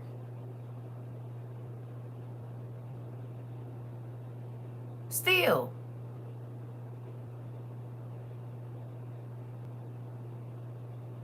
This is how magic works. If they didn't have power, magic wouldn't work, right? If they didn't have power, God wouldn't say kill every witch. You said right. We understand this through he came through the captive street, the monitoring spirits, because the devil is not omnipresent. Exactly. And if I'm a demon and I'm watching a bloodline and I got 95,000 demons, that's not hard to do. You got 95,000 family members that you know of?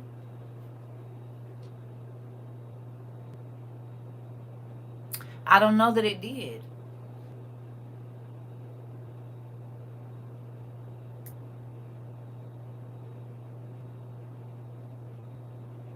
So if one demon has attached to your family and he's like Charnos and he has 95,000 demons at his beckoning call, and your family is the assignment, is there enough to go around?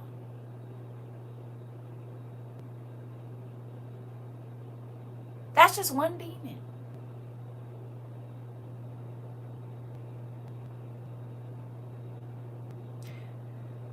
He said, nope, I saw that Swiss cheese, if you know what I mean, runs in my family. Listen.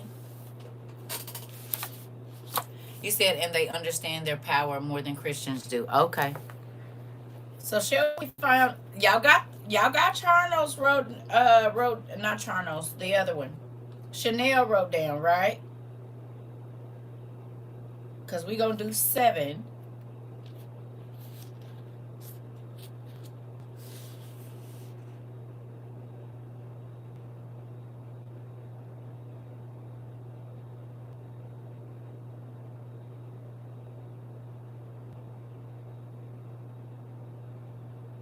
Okay, this one don't got nobody under him, but we doing it.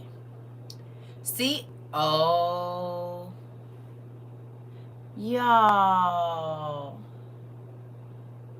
CHERASA. Sharasa. Sharasa.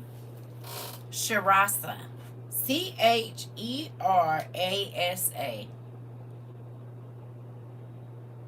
What y'all got? Mm-mm-mm-mm.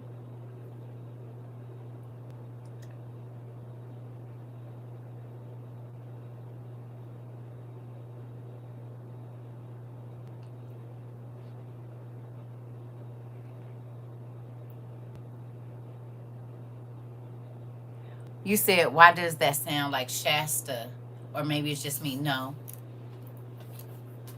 But we'll go look that one up. Give me a minute. It's CHERASA.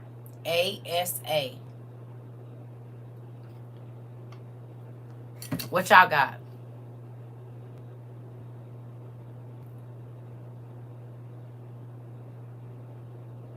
CHERASA. Y'all want me to just read it? I can read it because it's very interesting. I'm going to read it. Affiliated with the planetary sphere of Saturn, with, look at this, a long, slender body, wickedly beaked mouth, and translucent black skin. This demon has a monstrous appearance. Like many demons, he can assume other shapes, including that of a pig, a horned owl, a dragon, or an old woman leaning on canes.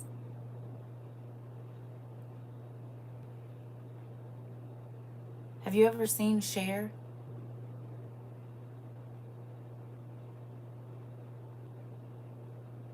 Anybody? She got a long face and it's kind of like a beak.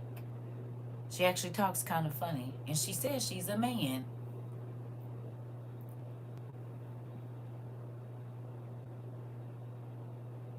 She talks about transforming into whoever she want to be.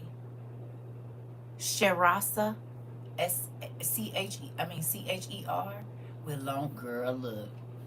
His office is to inspire hatred and murder, tempt people with evil thoughts, and sow chaos and discord. He is associated with the color black and the metal lead. Named in the book of Oberon, he is said to serve alongside 4 other similarly monstrous spirits in the court of Maymon. Maymon. King Maymon. Ain't the book of Oberon in isn't there a King Oberon in uh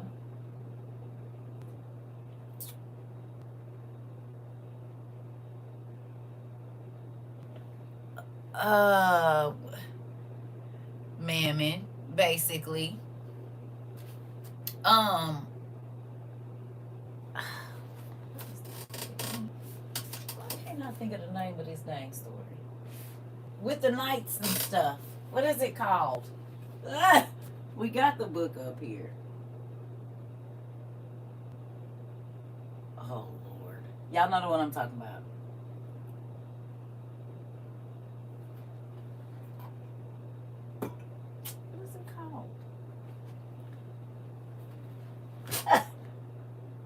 And I know it's on here. It's not.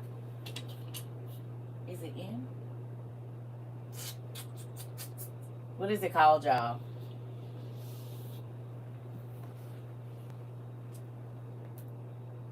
They made the what's the name story off of it.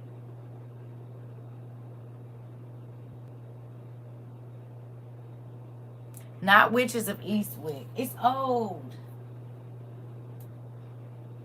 With the knights and the witches, and all the kids know the story. I can't even think of today, and I feel like we got the King Arthur. King Arthur. Ain't it Lord? Ain't it the King Oberon and King Arthur? Where's my book? Now that I'm thinking about it, that's what it is.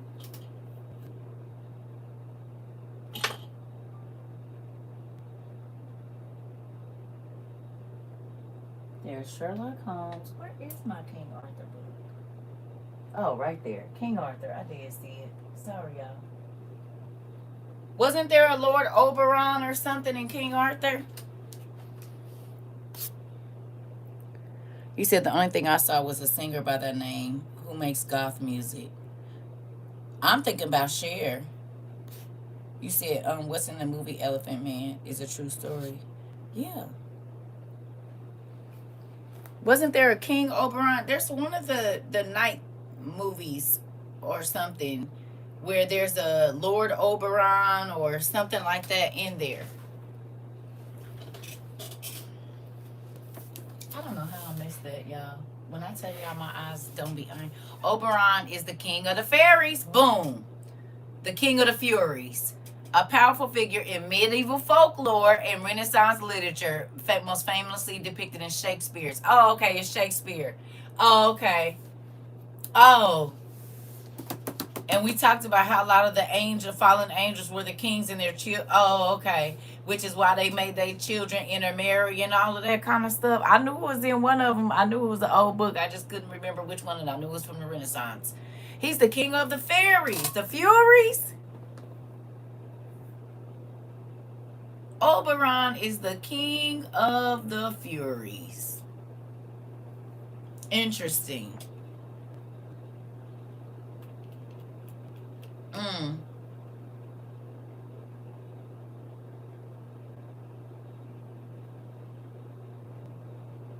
And there's a book called the Book of Oberon.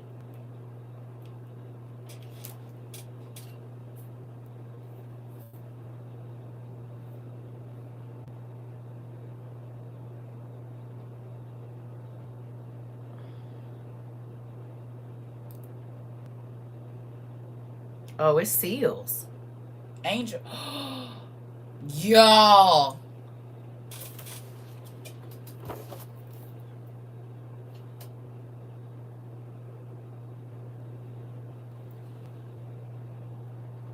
Angel seals.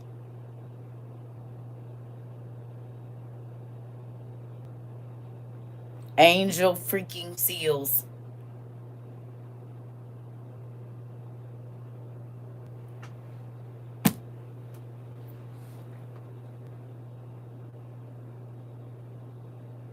Why would Shakespeare be talking about a high ranking demon and then there he got a whole book? Interesting. And the symbols in there is angel sigils.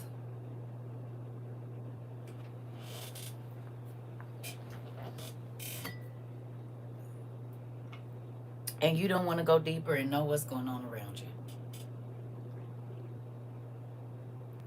Every right.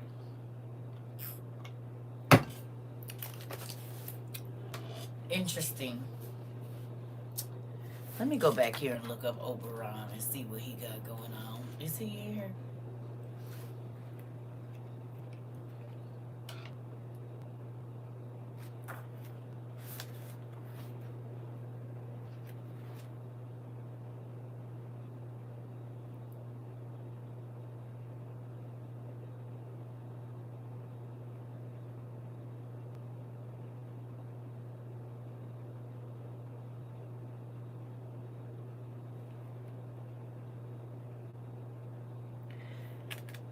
Nicole. Oh Nicole, what was the spelling of Cerberus, or however you say it, that you found? It was N-E something. You said, why does NASA use so many mythological names for its enterprises? Sarah, so you just don't be in my business? Do you know where my thumb is? Cereza? Isn't that the name of a beer? Cereza is the name of a beer, ain't it? And Sarah's all in my business because guess where my thumb is? You said Nibiris and Nabu. Malikata are his other names. Nabu. Didn't I tell you Nabu? I figured. He got another one. And ain't this the name of a planet? Nibiru?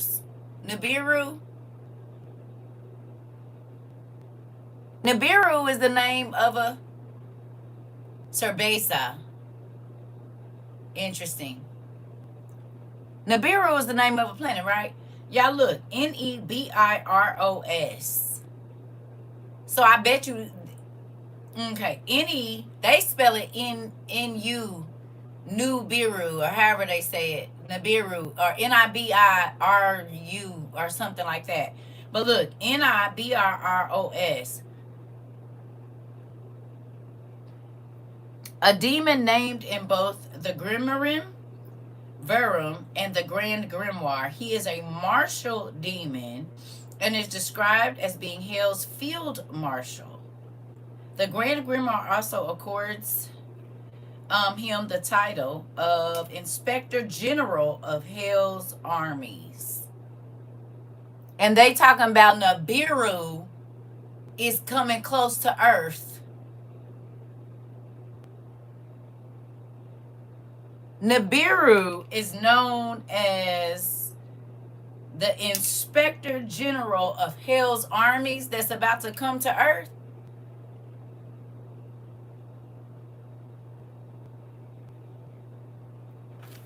Nibiru also Nibiru. Nibiru is a term in Akkadian language translating to crossing or point of transition, especially rivers. Like the Nibiru cataclysm is supposed to be a disastrous encounter between Earth and a large planetary object, either a collision or a near miss that with certain groups believe would take place in the early 21st century. Did y'all hear this? Nibiros, a demon named in both the Grimorium Verum and the Grand Grimoire. He is a martial demon and is described as being Hell's field marshal. The Grand Grimoire also accords him the title of Inspector General of Hell's army. Nibiru is credited with the ability to work evil upon whomever he wishes. He further possesses the secrets of the Hand of Glory, a grisly talisman much sought after by thieves. He knows the virtues of all vegetables, minerals. He knows the virtues of all vegetables, minerals, metals, and animals, and will reveal these to the magician bold enough to summon him forth. Additionally, he has the gift of prophecy, which he typically works through operations of necromancy.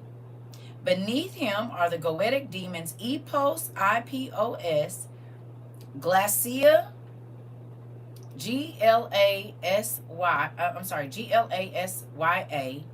Labolas, and Nibirius. The inclusion of Nibirius among his ministers is curious, as Nibiros is almost certainly a variation of the name Nibirius. Wow.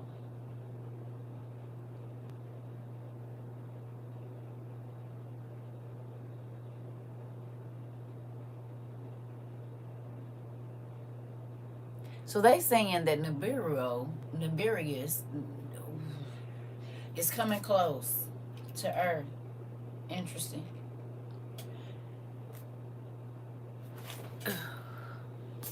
You said, and they have Nibiru's categorized under necromancy. Interesting. Y'all, Nibiru, Nibirius, Cerberus, Cerberus guards the underworld, the ferrymen to cross over. The river is Charon, and Charon possibly Charnos. Girl, they playing with us. What?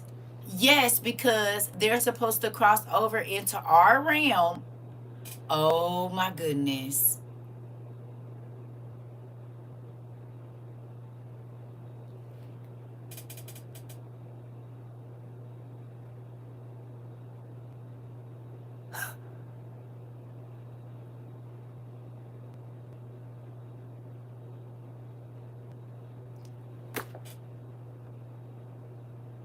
They've been playing in.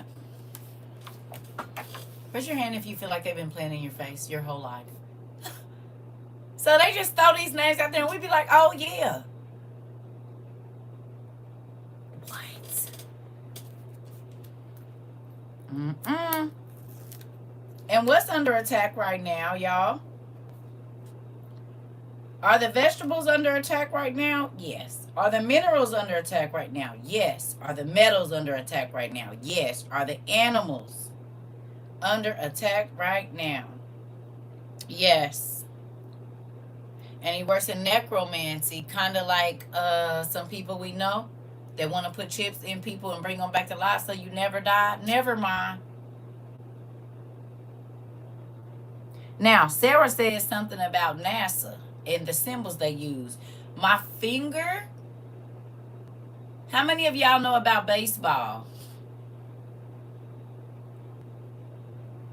I'm just sitting here with my jaw unhinged, mouth hanging open so wide I could catch flies, girl.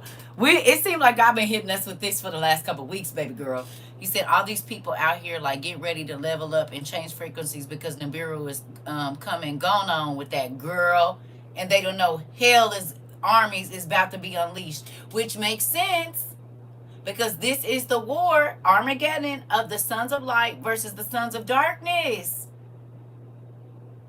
When all of hell's armies are going to be released because God is coming with his army. Oh, listen. Okay. All right. So you're familiar with it a little bit. Okay, good.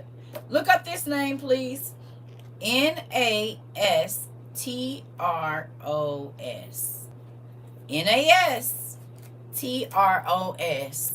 Right, like we listen. Girl, my eyes. Listen, and this is why God gave us all of these books. You said right, like we about to be in the most chaotic time ever in anyone's life. Don't it feel good to know though? It's a little scary, but it feel good to know, don't it? At least you know. And pastors talking about throw them books out. You better not be reading them. You leave me alone.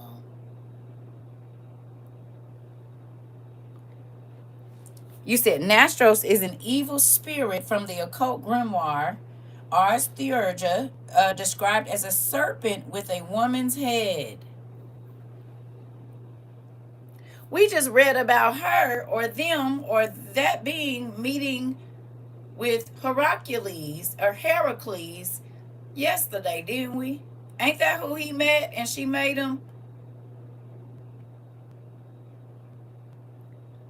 Yes, I would rather know. Oh, okay. Oh, okay.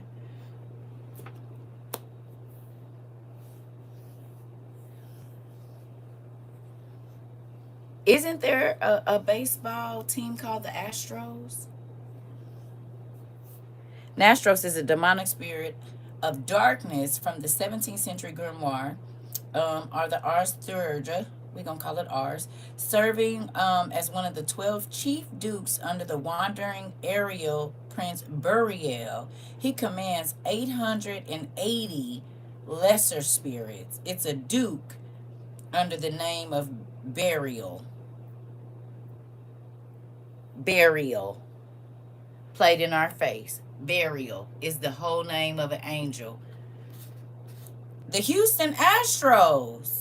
A large serpent with the head of a woman or a virgin speaking with a man's voice.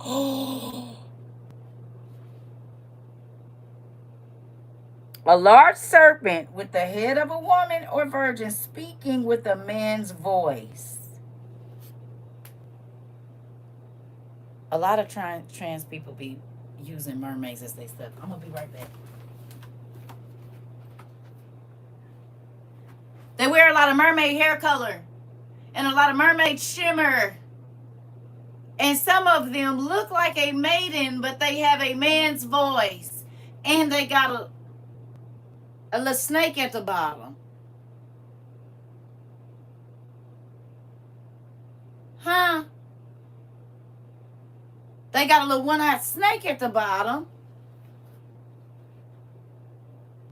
He said these books are so important because they're hiding so much of this in the search engines. I keep getting nothing. I told y'all they was gonna do us like that, rather than remaining fixed within a single region.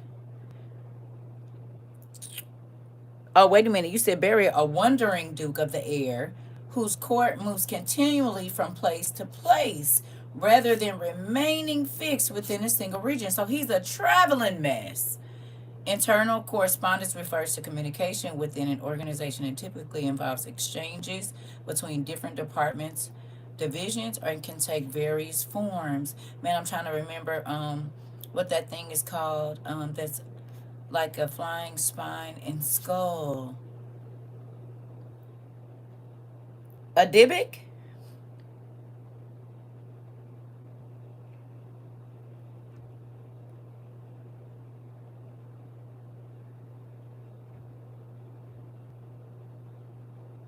He manifests only during the hours of darkness, reinforcing his association with night and concealment. When he appears, Nastros takes the form of an enormous serpent.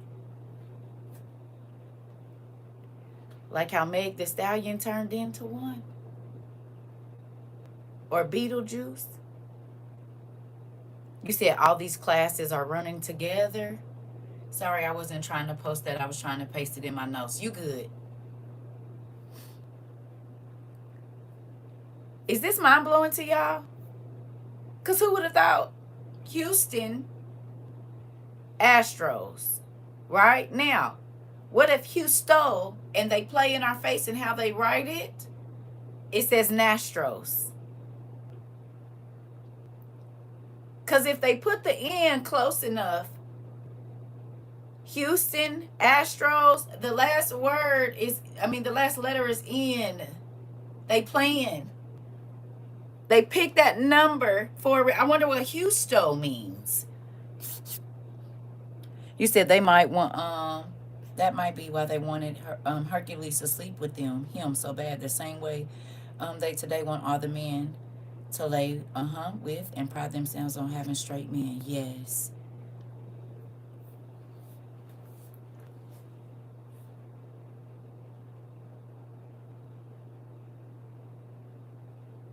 Is it feeling like 22 to y'all? Just put 22 if it's feeling like 22. Ah! This why God said we got eyes and we can't see, we got ears, because we should know this. Announcer.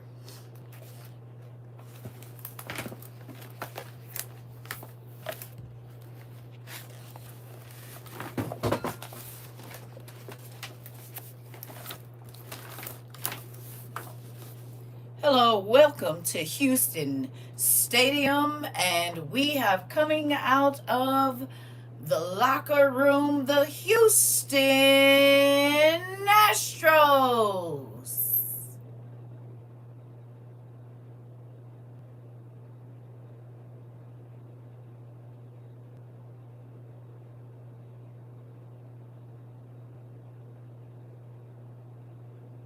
The Houston Astros.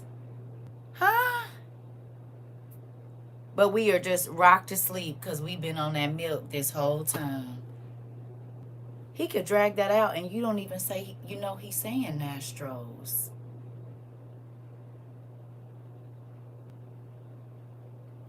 Beyonce wearing the Houston Astros jersey, holding the three fingers over her one eye.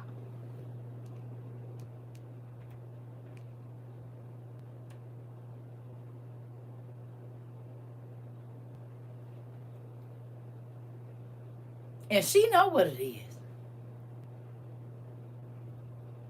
Oh. And y'all wonder why they stop our classes. We don't bother nobody. We over here just looking up words and we a problem to y'all. We know what. Y'all, do me a favor. You said because they know exactly what they're doing. We just don't. Okay, look up your favorite team. If you used to basketball, football, whatever, and see if it's a demon name attached to it. He said, "Woo wee feels good to know." Listen, your favorite team, your kids' team, your husband's team, go on and do it. Or the symbol. See if it's an angel sigil that we be wearing on our head and on our shirt and on our. I'll be right back. We didn't only got to four names. This is wild.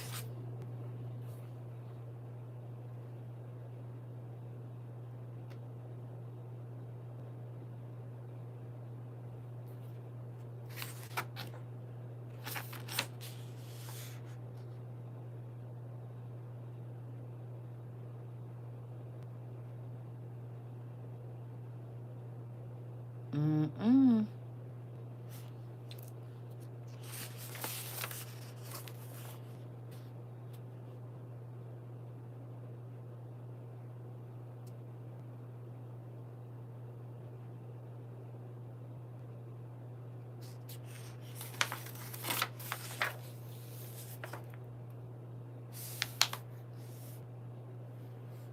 Okay. It's a couple I wanna look at.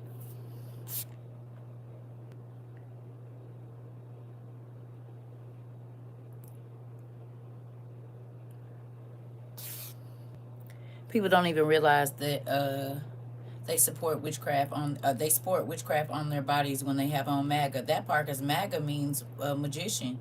So I'm about to have to face the truth about these Red Wings, huh? Uh-oh.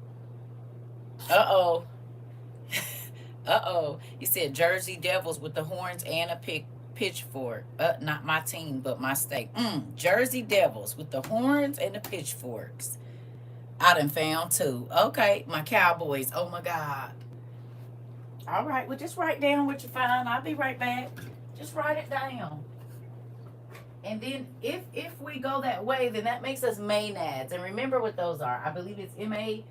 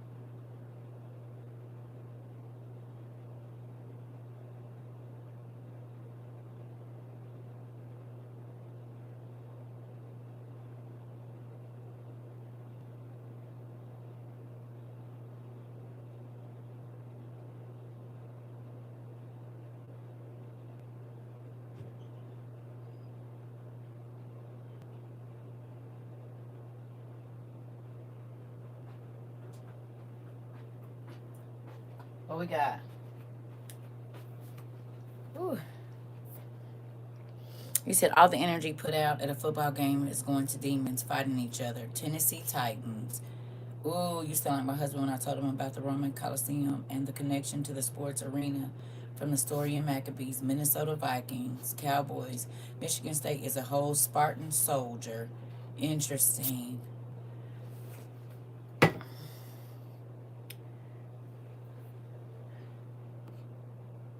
You said the word buka has three main meanings depending on the context: a sea serpent, a storm goblin, in Cornish folklore, or the Tampa Bay Buccaneers.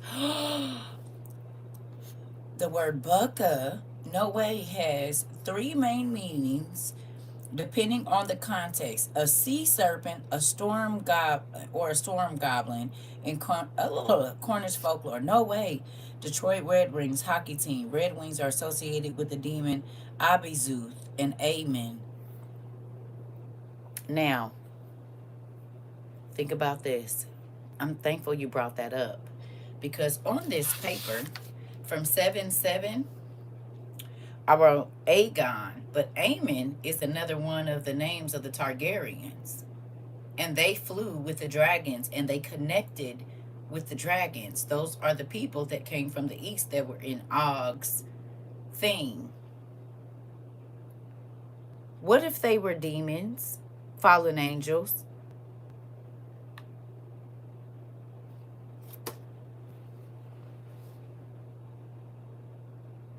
Because remember, the White Walker looked like the Targaryens. You said, did I read that the other day? I don't know. All of this has me feeling so excited. I just can't get enough. Reminds me of when I was saved and started reading the Bible for the first time. Oh, I forgot Kimberly. Yeah, girl. Listen, we go in, honey. We go in. I'm trying to tell you, we go to the, you said Amen, listed as the Marquis of, listed as a Marquis of Hell in the Ars Goetia, often portrayed as a wolf with a serpent's tail or a humanoid figure with red wings. Aemon Targaryen?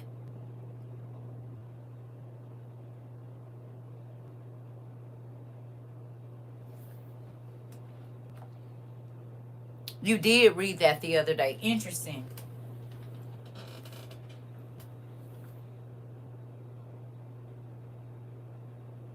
Can y'all look up Aegon?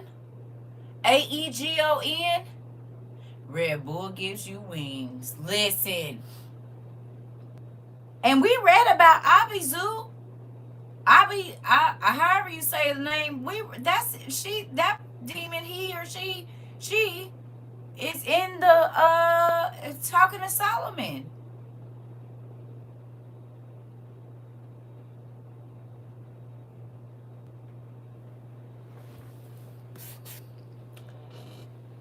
Y'all.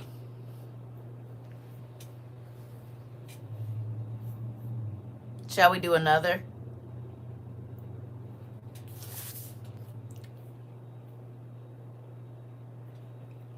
Shall we do another?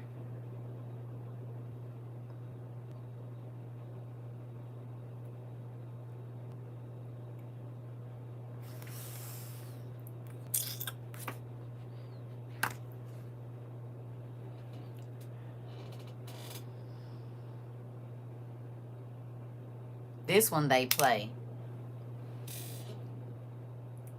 Mayrion. Mayrion.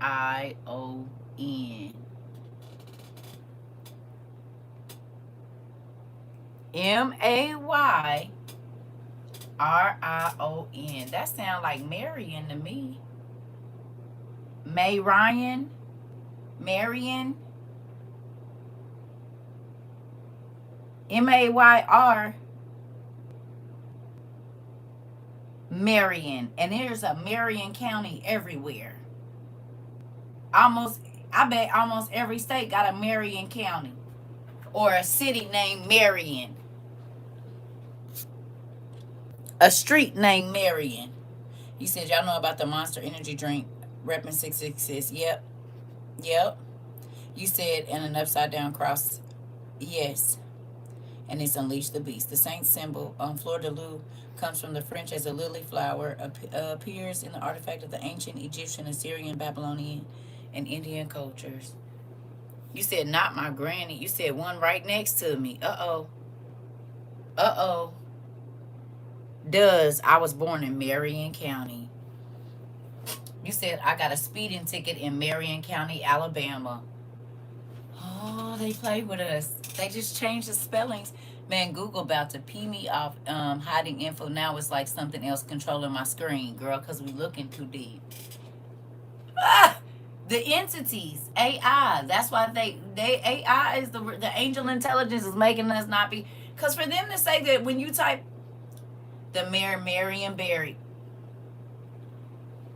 I ain't gonna talk too much about her because that's how my granddaughter came out looking when she was first little. She looked just like that for a while until Emu got her face. Emu was her mama was said it. You said that's my cousin name, but the spelling is right. You said I have to get out and come back so many times today. This demon is known as the Black One who calls the void. AI said you're in our business, right? There's a Marion Barry, in Butter in Oregon. Interesting.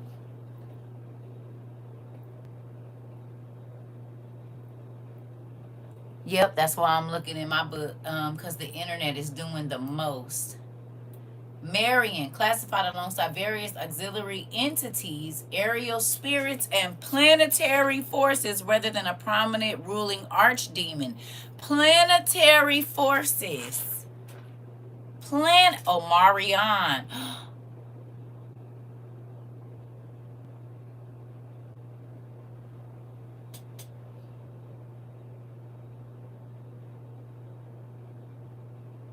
You said I can't look up my words either, sis. Guess we looking too deep, sister.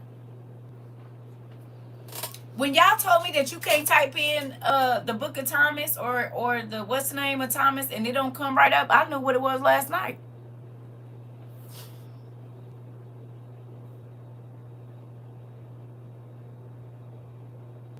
The Black One who calls the void. Have you ever watched Supernatural? That's in Supernatural. Linked to Mars, Roman god of war. Interesting. Hey, T. Remember when Lucifer got put in the outer darkness and that spirit used to be heckling him? I think Sam or Dean was in there too. Amion, one of the legendary kings of hell in Western grimoires and occult lore, he is often described as a powerful archdemon ruling cardinal direction, usually east and west. Interesting that the Pope's people call themselves cardinals, and they're over certain districts and stuff. Interesting. Whose deadly poisonous breath requires a summoner to wear a special protective ring. Didn't we just change our Department of Defense to yes, we did. I had to really dig to find the infancy gospel of Thomas. Really? Have you been to Sacred Text, Kim? The internet has changed a lot since bringing it on. Stuff I have screenshots of won't even pull up anymore. Have you been to Sacred Text, Kim?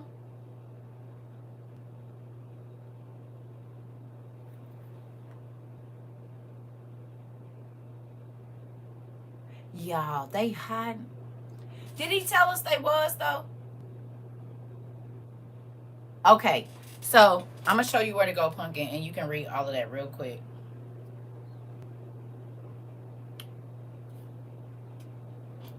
I need you to go here. See that? sacredtext.com or Internet Archive. And when you get there, you're going to click on the Apocrypha. Sacredtext.com. And then you're going to click on the Apocrypha.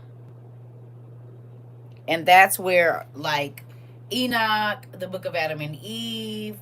And then once you get there, okay, so see this right here?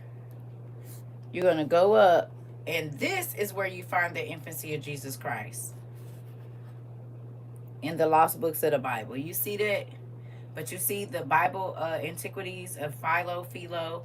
The Gospel of Thomas is here. The Didash is good. The Sibling Oracles, the Book of Enoch. So it's a whole bunch of stuff right here. The Book of the Jubilees, Slavonic Adam and Eve, the Book of Adam and Eve, the Book of Jasher. I know it's backwards. Excerpts from the Gospel of Mary. Okay, you're welcome.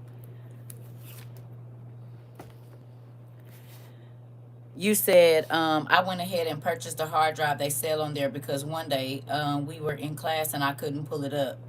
You said even though it was bookmarked, now I just pop in the hard drive. How much was the hard drive? I've been seeing they've been selling, got all the stuff on it. How much was the hard drive? You said they need to go to Google setting and turn off their safe search in Google settings. You got to go to Google and turn off your safe search in Google settings. Thank you. My hub had to challenge Chat PT for misinformation. They changing stuff so fast. Wow. In anime, Marion is a low-ranking demon also named Kana. Kane. Remember, because we looked up Kana and it's spelled Cann, like canna, like cannabis. Interesting. Sorry for the name Marion. It sounds familiar to Marion, which is Sauron's original name. Sauron's original name is. Oh. You said toes, then shot across the yard. So Sauron's. Y'all. We watching Lord of the Rings. Sauron, the wizard with the eye. His original name is Marion, girl. Mayron. M-A. Same thing. It was like 145. It has everything. Okay. Thank you for telling me, Nisi Poo. You said, I'm just a puddle at this point. My nerves is Jay. Rika said, girl. See why we got. You said, let me put this in my notes. Who likes digging?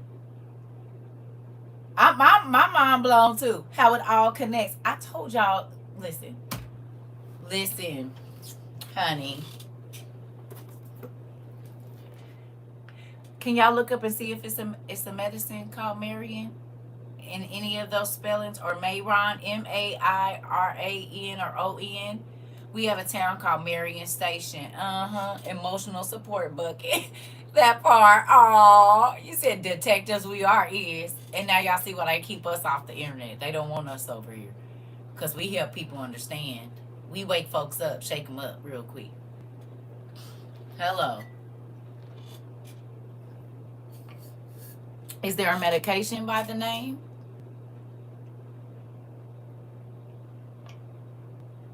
Marion, spelled anyway, Mayron, any of that. Myron, M-A. Oh, not that that's my baby daddy name. Never mind. Dean, remember I told you them ish folks said they keep the orcs away, telling us without telling us. Uh-oh.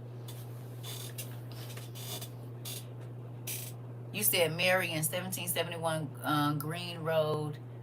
Is it dilatazim? Green Round is it dilatazim hydrochloride? A pill medicine is Zepbound. It could be a vitamin, diet, herbal, or energy pill. Interesting. Tis a pill. 2 different prescriptions. Interesting.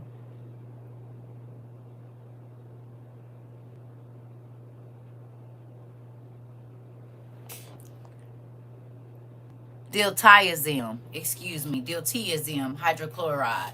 Interesting. Sauron has also hated the name Sauron and preferred to be called Marion or Myron, which means the admirable or excellent. Elves call him Sauron to mock him for essentially falling from heaven. There's a Marion, Kentucky, and a Marion, Illinois. Oh my! So do you know that the Bible is that I told diet like Ozempic that makes everybody look like a skeleton? Interesting. There's no medication named Marion. Instead, Marion is a manufacturer imprint stamped on older pills produced by Marion Laboratories, a pharmaceutical company founded by Ewing Marion Kaufman. Interesting.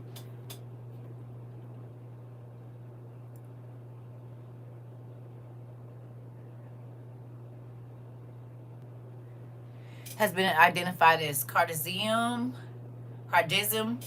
a whole bunch of for high blood pressure. Got it. Zepbound, the weight loss injections given weekly. Oh, I'm pretty sure is an anxiety med too. However, you're saying that. Diltiazem. Is y'all tripping? That Ozempic has Gila monster venom in it and can cause retinal detachment. Oh, is this wild to y'all or no? Well, it shouldn't be because we didn't do this a few times. But baby, we ain't even got seven words in. We ain't even got 7 demons in. So Greek mythology is the story of fallen angels. Yes, but we talked about that. My bad. It's for blood pressure. I just know I used to take it. Really? Well, they use medicines for different things.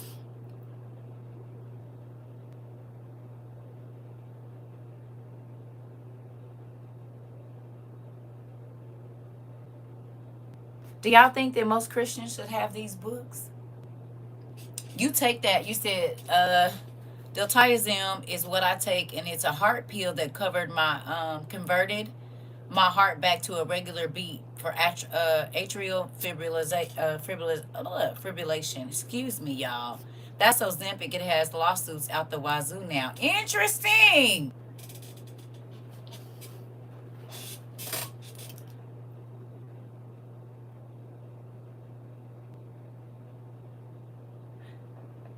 Okay, well, let's see what it say here about Marion.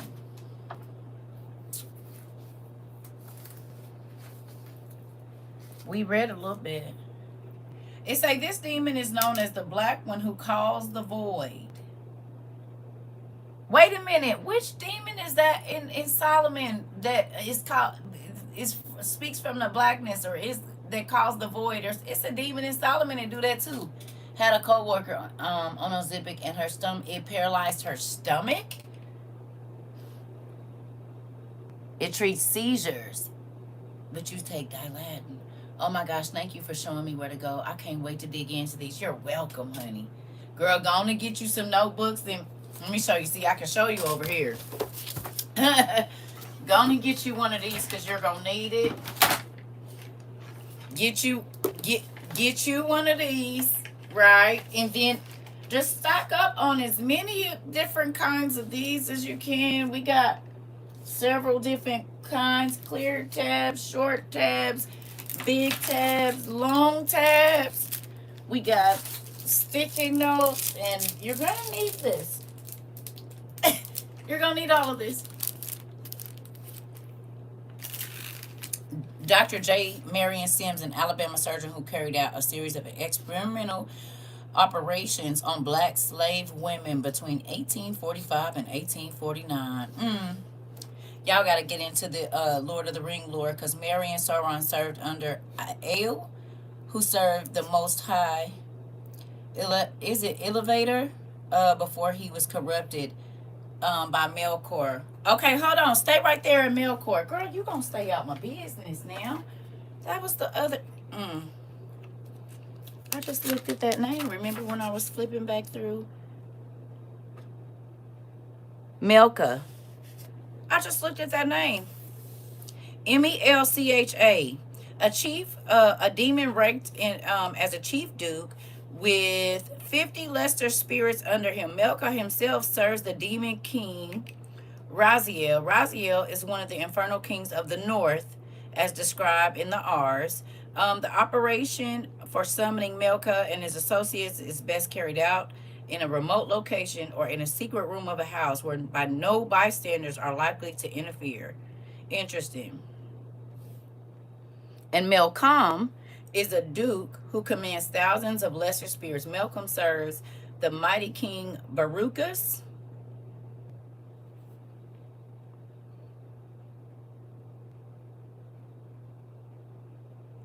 in the North Spirit. This spirit will not manifest to mortals outside of a very specific time frame. The Ars book, a book of spirits associated with the points of compass, contains the formula for determining whether Malcolm will appear. What does he do? Oh, he's also known as Moloch. That's his other name. Malcolm and Moloch are the same.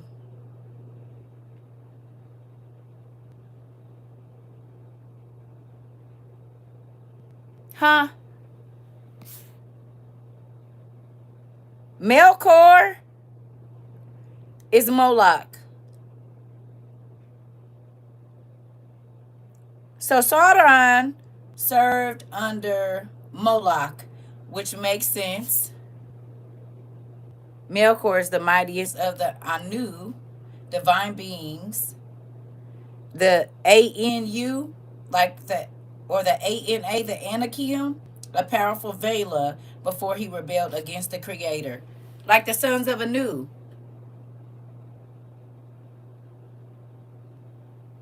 Like Anubis. Or the Ana, like the Anakim, Anukim. Interesting.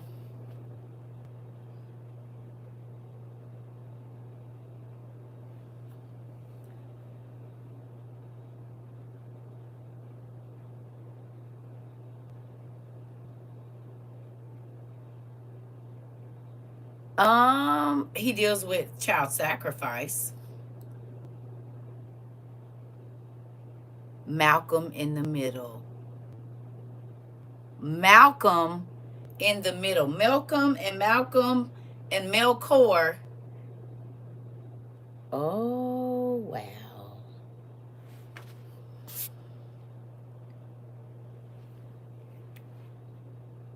Okay. Melkor meant he who arises in might. You said, but when he fell, it changed to Morgoth, meaning black foe or dark tyrant. He was Sauron's master and the master of dragons. Y'all, changing my wig because this one is blown off. Melkart is associated with the cycle of life, death, the sea, and the underworld. Okay. Y'all want to go down a quick another rabbit hole real quick?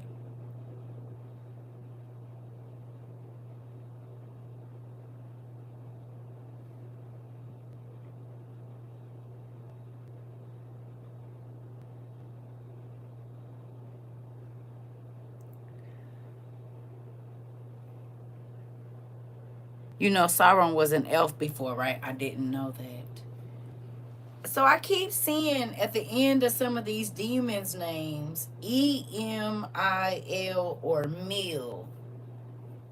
Like Infamil. Like all the different types of milk that end in Mil. Or Emil or Miel. Like the ends of angels' names.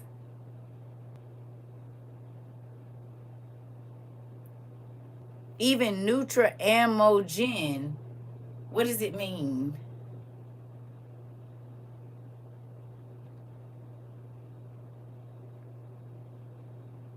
Because I keep seeing these meals. Meliel. Emil. L as in Mashel. Maziel. What about the milk?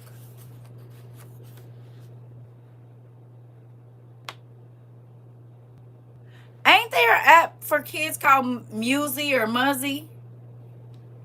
My socks are starting to have, due to all the wiggling. You said are starting to have what? Due to all the wiggling of the toes back and forth. Milk or A being changed from a majestic godlike being into a dark, terrible, and scared shape. Oh, okay. So we know for a fact he's a fallen angel. Taja, I have met my match with Lord of the Rings knowledge. I was ready to name a baby girl Eowyn at one time in my life. I want to know what you know about it. It's very interesting. Listen, Emil is a common male name given with Latin and Germanic roots meaning rival or striving to excel. St- Infamil, Emil, rival or striving to excel, and infamil is an alternative to a mother's natural milk, and a lot of kids that take infamil have digestional problems and problems thriving.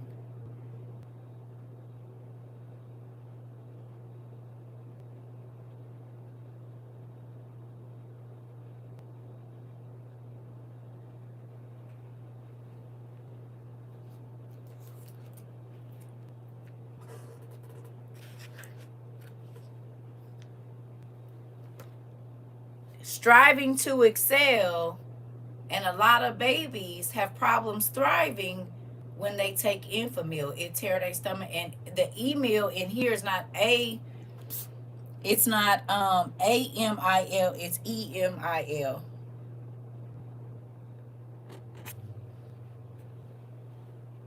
I just got back, and not the baby milk. Now you got me thinking about Similac. Uh-huh.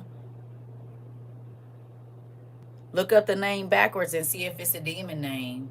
Yes, my G baby won't don't like it. Listen, because he poured his own native power into the physical matter of art of the world and into his evil deeds, he was locked into a terrifying dark form, kind of like the snake poured his matter into the, come on.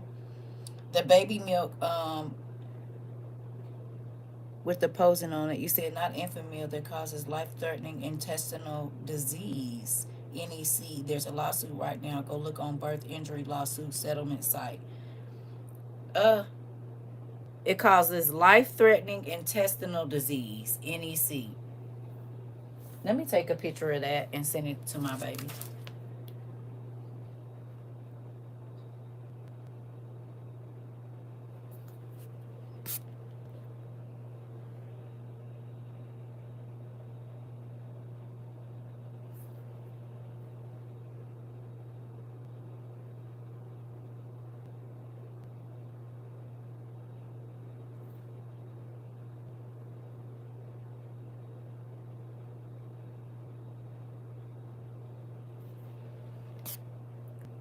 Mine's did when they was on it and switched to the milk, similar to lactation, Similac.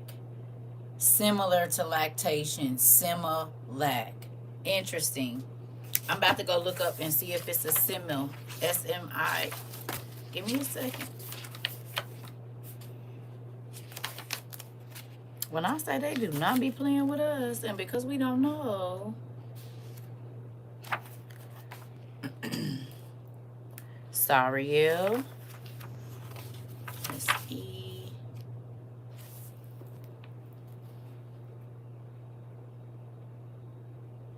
A millie,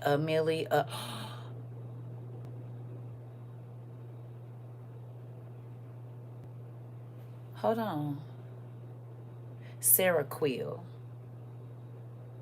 Okay, it says, but why is sequel a demon? A sequel. Sequel is named as a demon in the hierarchy of the north. He serves beneath the demon Raziel, a mighty king of the north. Sequel is a demon of the day, and he serves his king only during the hours between dawn and dusk. As befits a demon of his rank, Sequel has 50 lesser spirits to attend to him. Interesting.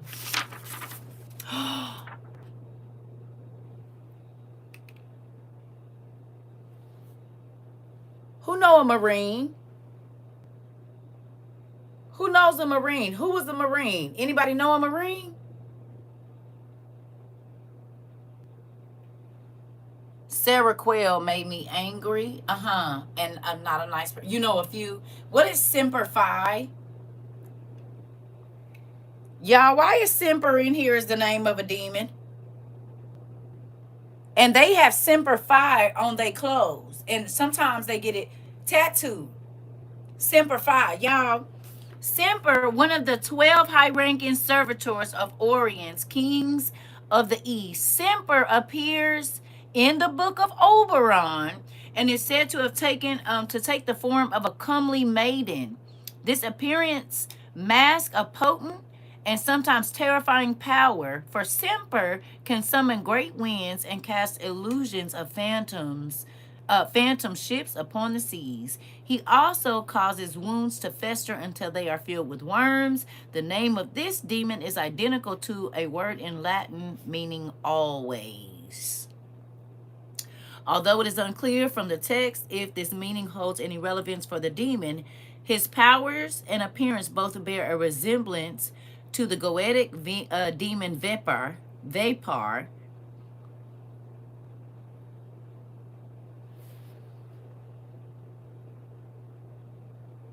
What is them? What is them? What is it? It's not Vapor. What is the name for the cars that they use? VEPAR. That's not it. Is it? What is it called? Vapor. Got it. What is the name for the cars, like for the souped up cars that they use? It's something similar to that. Marines are a whole sacrificial group. Mopar. Got it. Mopar. Okay. Interesting. Wonder if his name is in here. Also spelled SEPAR, like separate.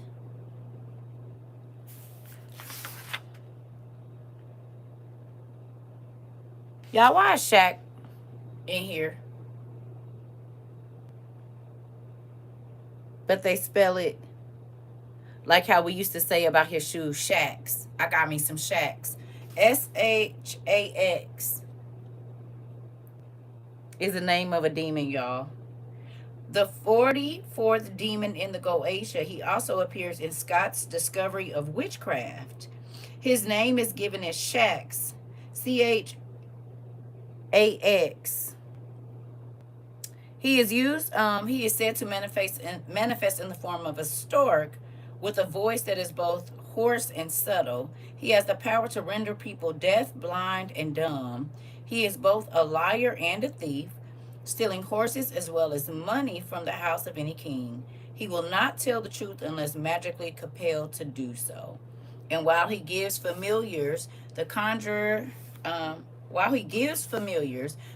is cautioned to ensure that these do not share his propensity for deception. He will reveal locations of all things that are hidden as long as they are not kept by wicked spirits. Another form of his name is SCOX, like socks.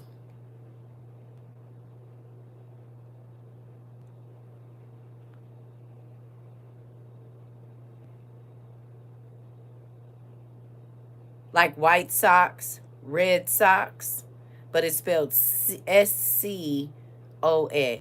And it has that funny italicized, what's the name to it? There's literally a whole car club called Mopar Syndicate. Are y'all listening?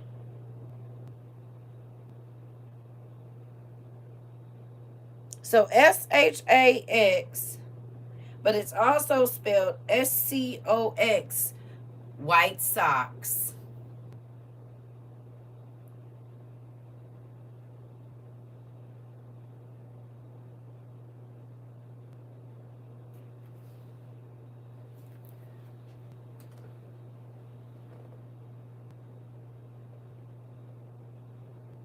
A sax.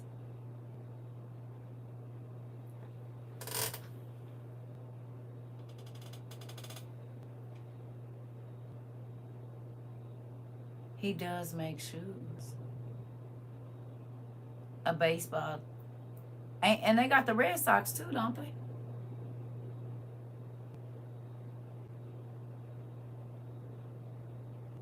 I always wonder why they spell socks like that. Whole time it's a demon name. They just took out the C.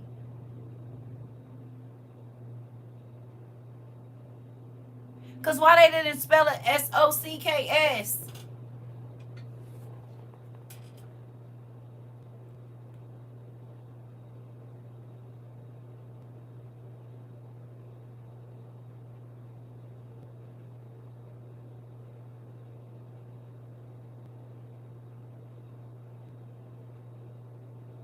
You said they just love to play with us and put it right in our face. And because we don't go looking, we don't know nothing.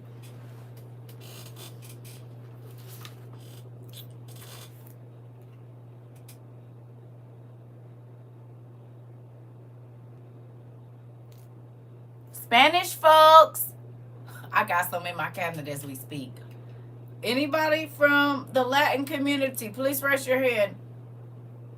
Y'all about to cuss me out after this one, probably.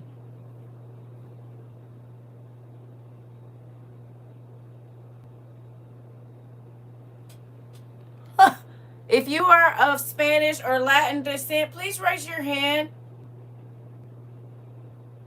This class has been good. My whole body is shaking like I drank 7 cups of coffee mid sugar rush, girl. Have you ever heard of anything, or Caribbean folks? Caribbean. I need you. Caribbean. Caribbean. So Latin Caribbean countries. Can you raise your hand? Please. Please.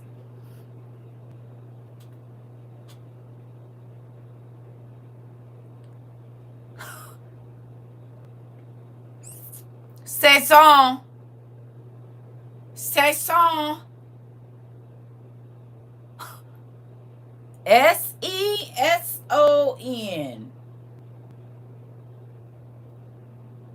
You said only because app. Saison. Seson.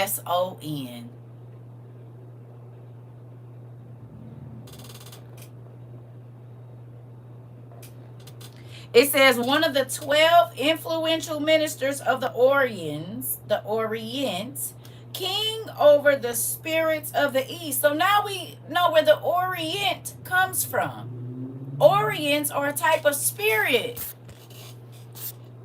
We use that, but I know. You said I knew it. One of the 12 influential ministers of the Orient, king over the spirits of the East. Saison appears in the Book of Oberon, a grimoire dating to Elizabethan England. According to this text, Saison takes the form of a lion-faced man wearing a diadem. He rides upon a wild boar and carries a venomous serpent in his hand. If this appearance is too ferocious, his summoner can compel him to take an airy body, a non-corporeal body, in the likeness of an ordinary man. Saison is a demon of prophecy, telling of all things that have been or ever shall be. He can show many things, including the location of hidden treasure, but he is especially good at exposing the secrets of others. So when we go to the Orient, isn't that where all of the anime comes from? I always wonder why they called it the Orient. Now I know. You said me going to the kitchen to throw everything out. Don't do that. Just pray over it. Y'all, it ain't nothing we can touch that don't. Everything. It's just good for us to know, and now you know how to pray against it. Okay? Because you can't throw your car away. It's named after a demon. Everything is. But at least we know. So we know to pray against any spirits that might attach to certain things.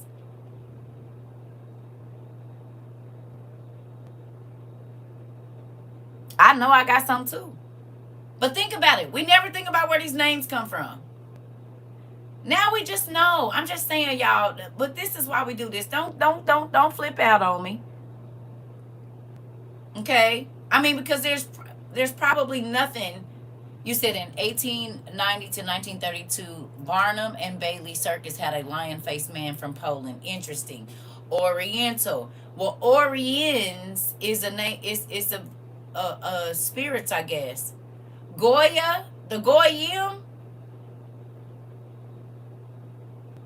The Goyim or golems,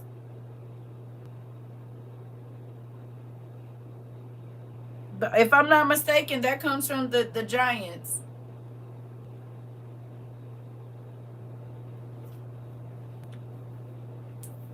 Golem, goyim, pretty much the same thing. It's like a sack of clay that's. You said it's time to start praying over the food. This is insane. Ain't that crazy?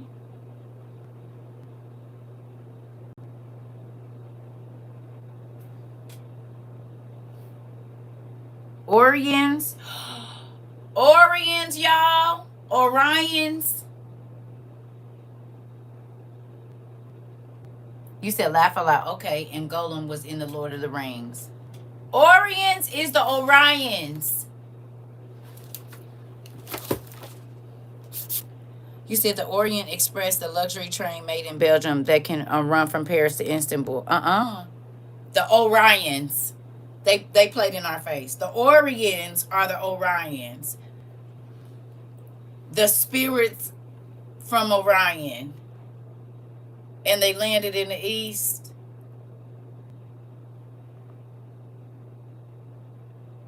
One of the 12 influential ministers of the Orions, kings over the spirits of the east.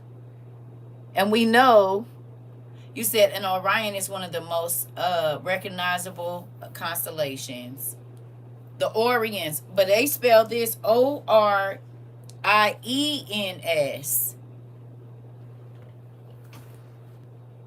Orion and the Dark, kids movie about making friends with the entity of darkness.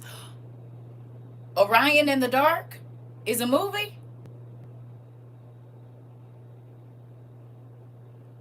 Orion. The Orions, they just took the E, or the E and made it, the O and made it the E. The prominent winter constellation featuring Orion's belt, named after the giant hunter in Greek mythology. For kids on Netflix. So Orion and the Dark is a kids movie about making friends with the entity of darkness. It's good.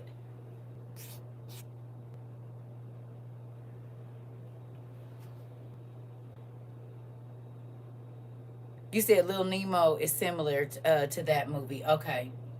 Is this... we've been going for over almost 3 hours. And he is a giant in that movie?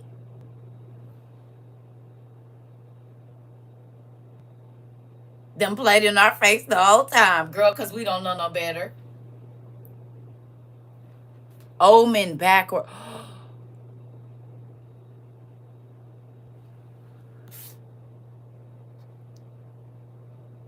The little... Oh.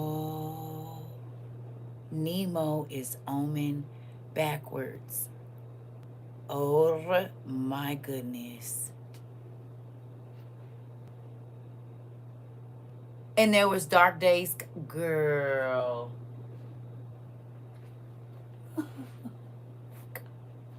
Oriens is Latin for east, referring to the Roman prefecture of the East, Orientum, which is eastern Turkey. The Orient Express ran through Istanbul, which is in Turkey. But think about this. Orion.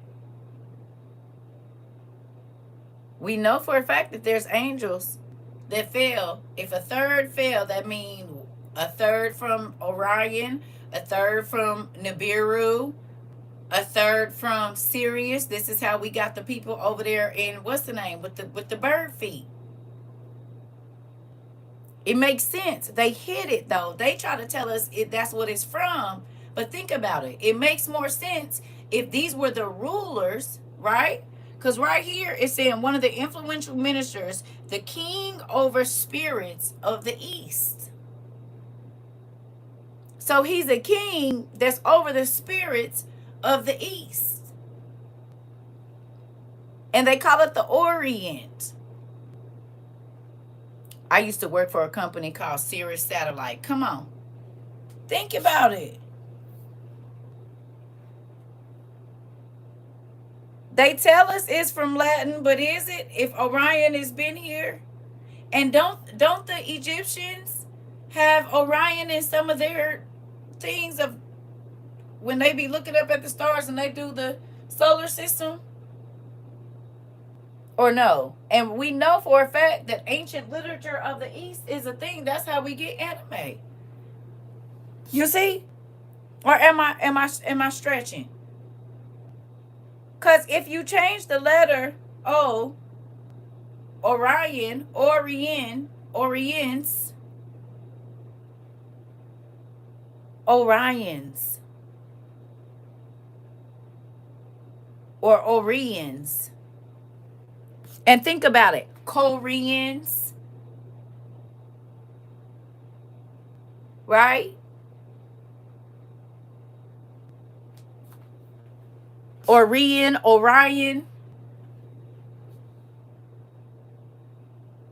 And they all worship dragons. And they show the dragons flying through the sky. We know that a lot of the angels have a dragon or they are reptilians. And they brought their money and gold. Come on. Think about it, Nisi Poo. The gods of the East, the Orions, the Orions.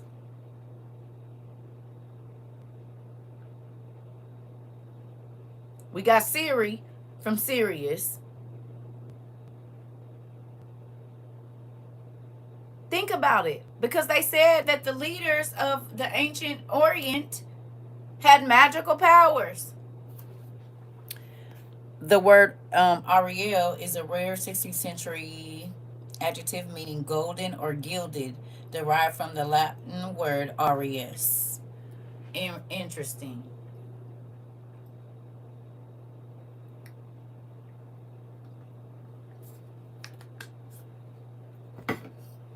Well,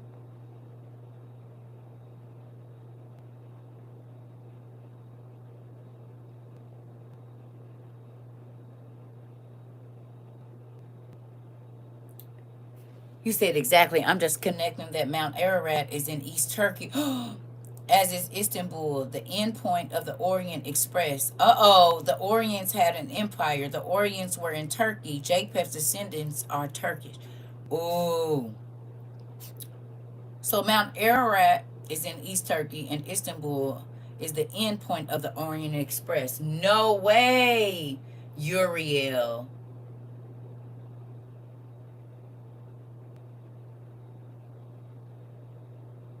We is on our Indiana Jones. Let's look at the, because we was on TikTok, so we couldn't do it yesterday. Let's see what we can find in here. A old map, and let's see if we can, because is you feeling Indiana Jones is today? Japheth brought ancient knowledge back. Interesting. Oh, I ripped it. That's okay. The growth of European and Japanese dominions in Asia in 1801.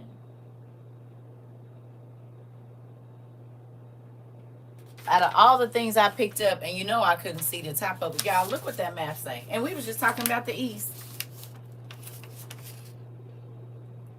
The growth of European and Japanese dominion since 1801. It's interesting that Oriental is now considered a racist term. Interesting.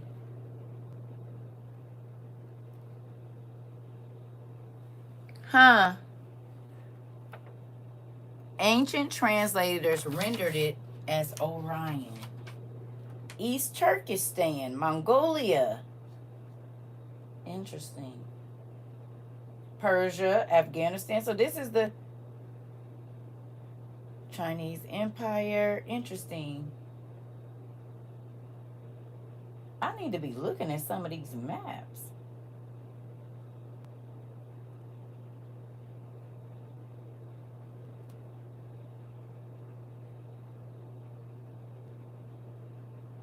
Why they got the straits on here?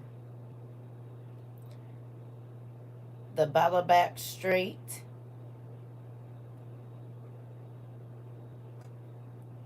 The Malay Peninsula, they got a strait.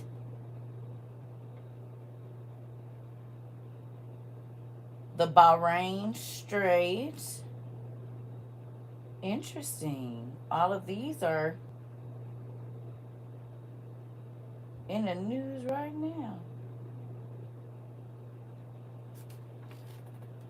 Hold on, though, y'all.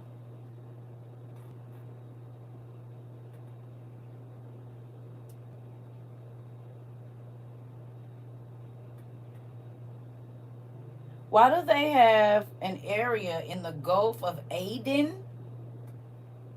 Aden? That's right off Arabia. That's named Makala. The Gulf of Aden. What if that's the Gulf of Eden and they playing with us?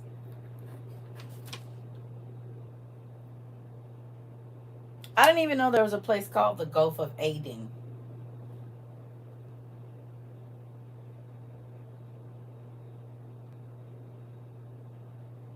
And there's a place called Aden in Arabia.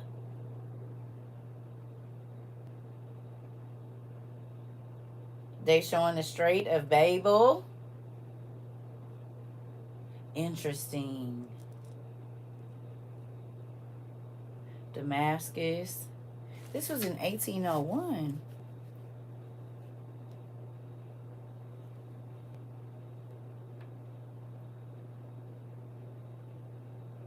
They have a place called Satara.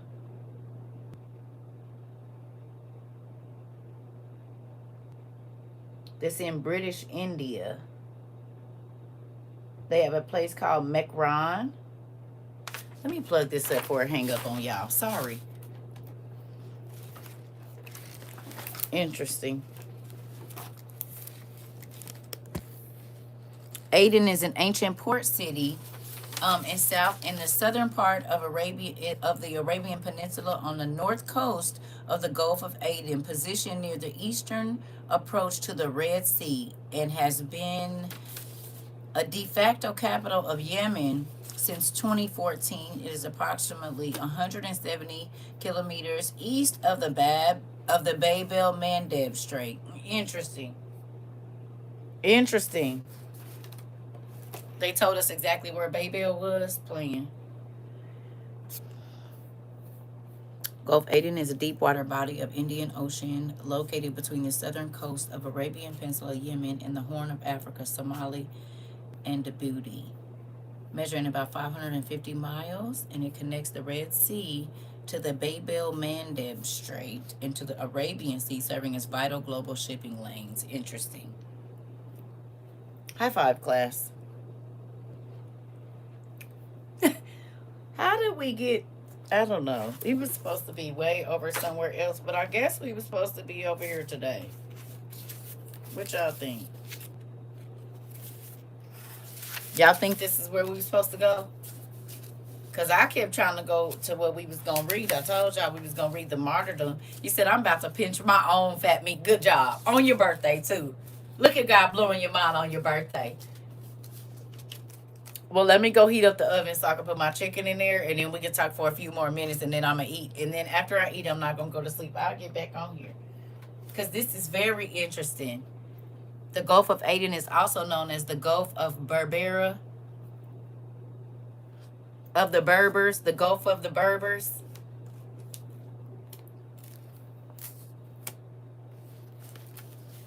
We be everywhere and do, and it be so good. Y'all can't say that this stuff, you said definitely nothing is for nothing around here. Okay. Okay, just so y'all know, I thought I might have been the only one to be thinking like that, but since I'm not, grateful for it.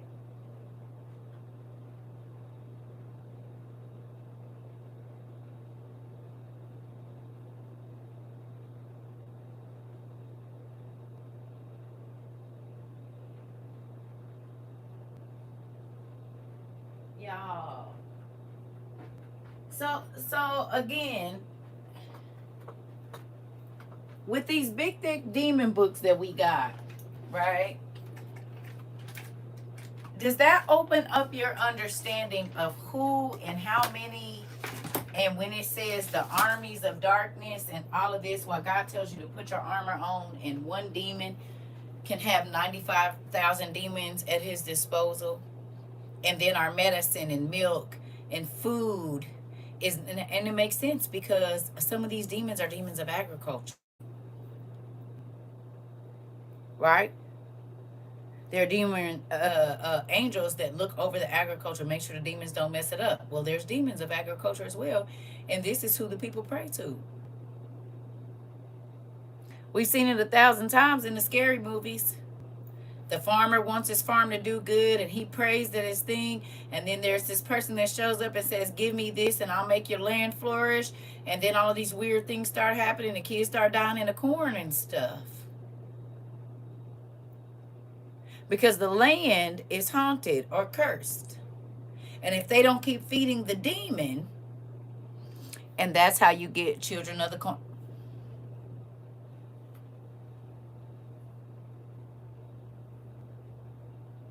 Remember, we looked on the Folgers thing, and it was the pyramids with the sun on it, right there in our face.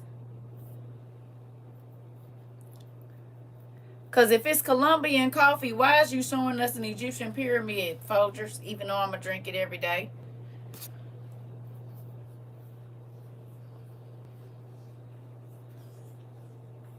Is anybody else's toes wiggling? Mine a little chilly. It's a little chilly out here because this is wow, for real. I mean, but again, we got over here because of what y'all said y'all saw. And I'm not negating that, I'm sure, because something touched the light the other day and I wasn't over there last night.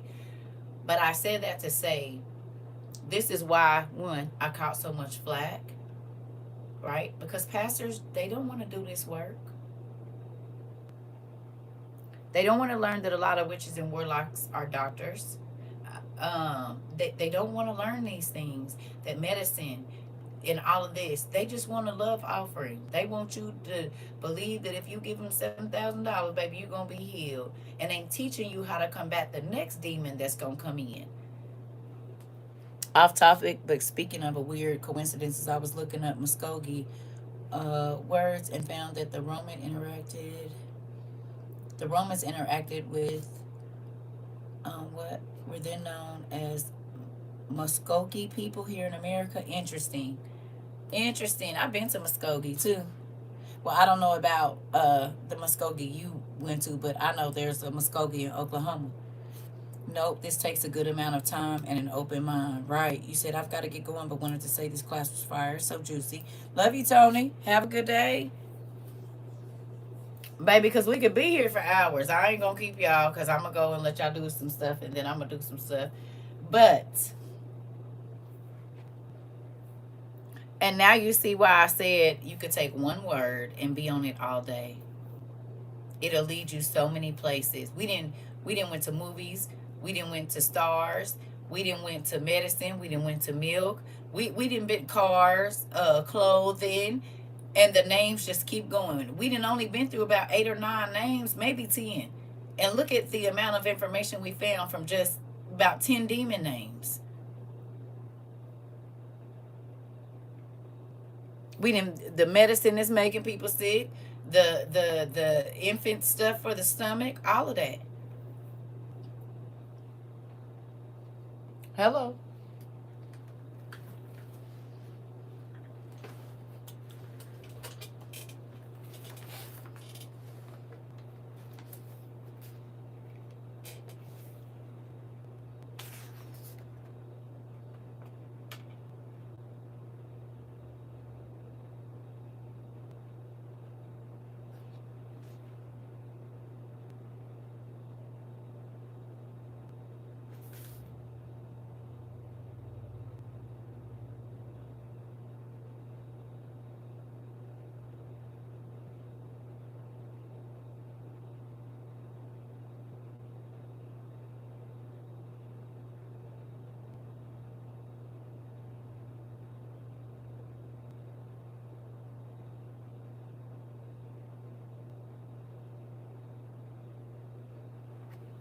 Y'all. Can I read one last thing to y'all? And this in y'all book too. One last thing. My head is bust all the way to, you know what? Hold on. Before I even read.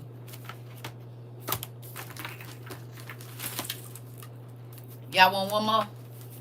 Hold on.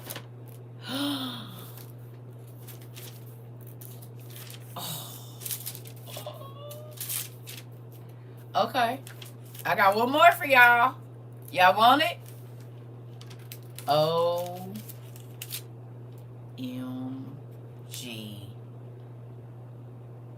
Yes.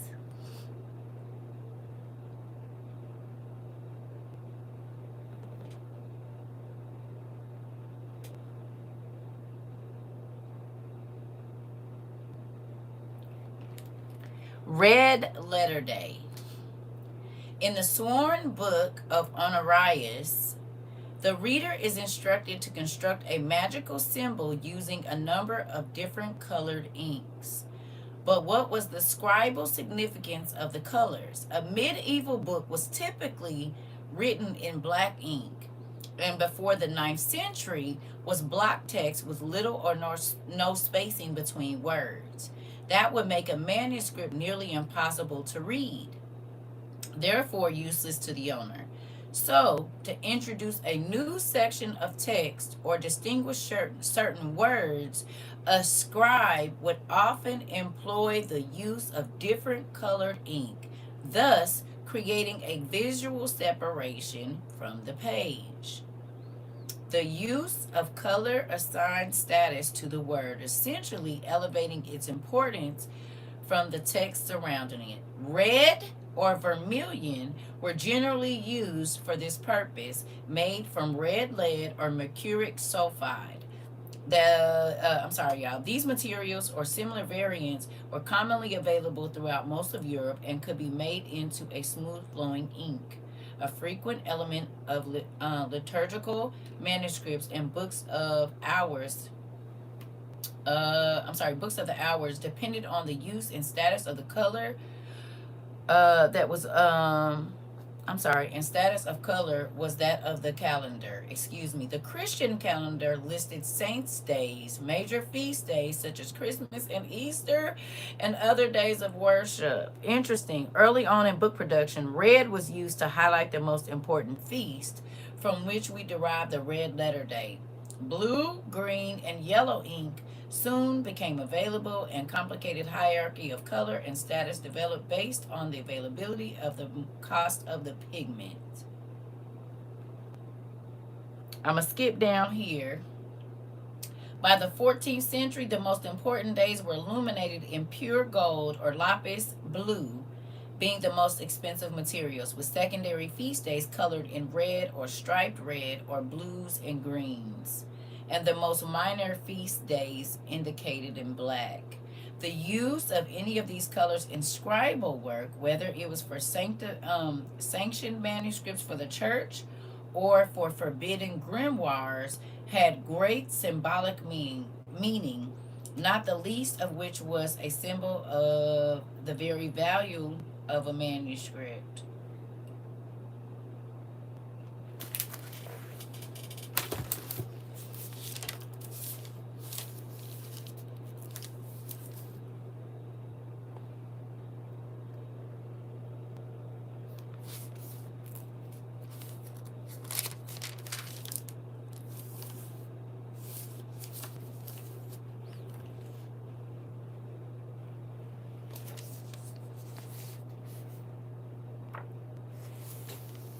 They always point out that Jesus' words are in red.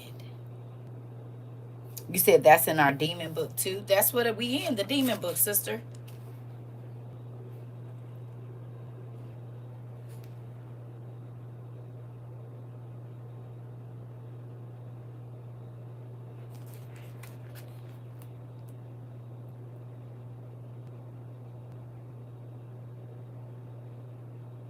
You said, and have you noticed that people are using different inks on their Bibles to make notes? Y'all.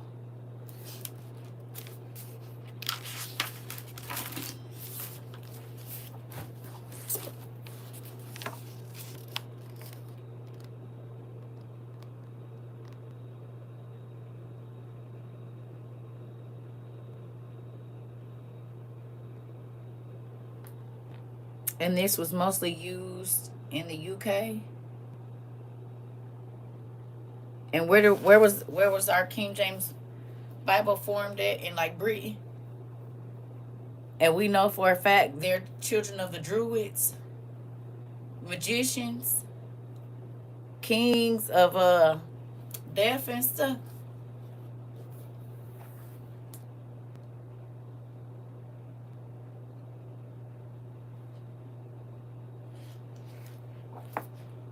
Whole time nobody could explain to us why the words of Jesus was written in red, and it. Okay.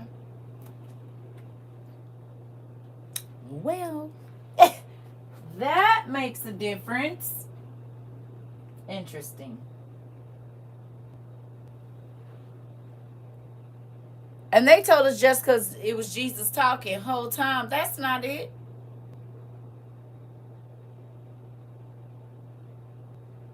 This was a practice that they had in England. Girl, it's a thing called Red Letter Day. And you know how in the Bible it distinguishes Jesus' words from everybody else's by putting it in red? That didn't start. That started over in England, girl. And it started with magic.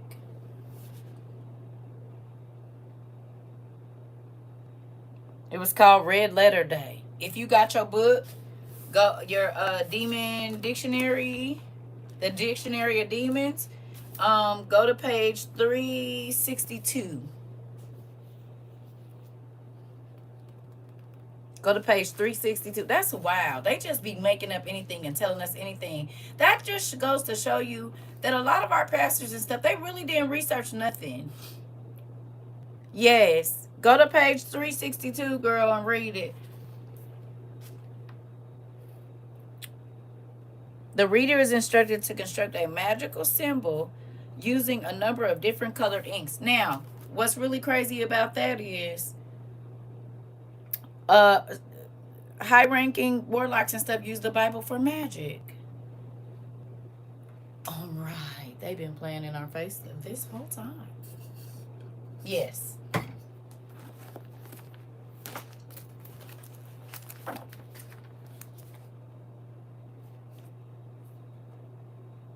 You said, like I said yesterday, they've been playing in our face from the gate. Listen, these books right here will change your whole understanding about what's in our face. This one, you're welcome.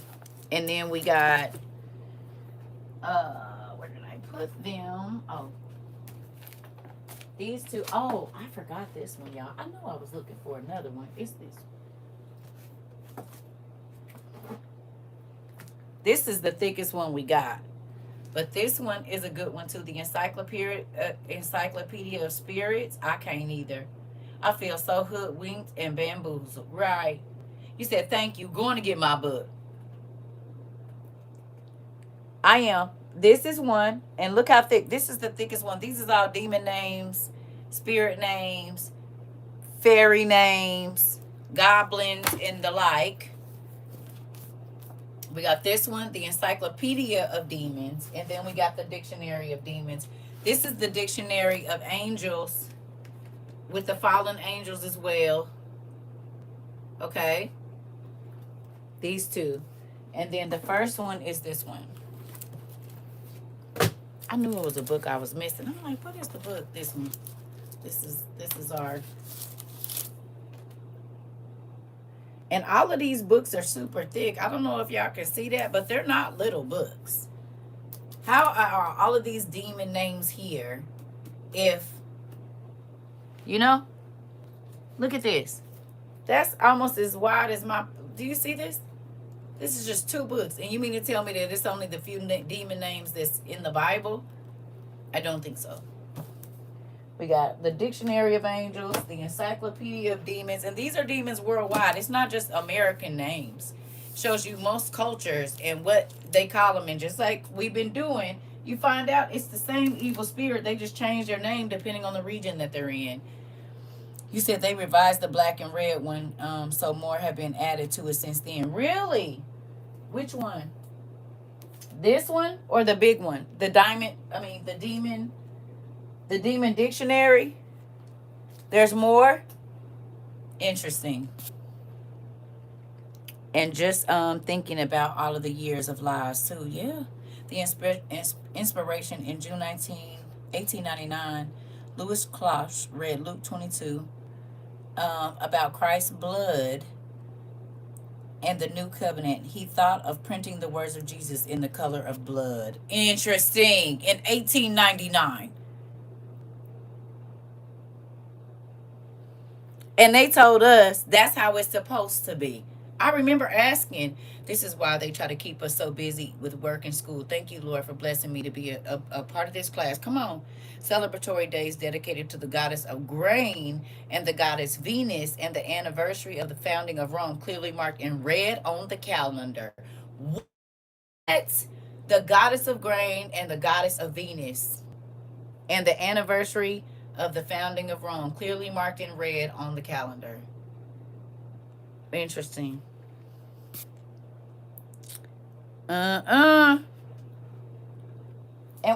you said 1899? I'm about to look in these older Bibles and see if it's red in here. This one is from 1835.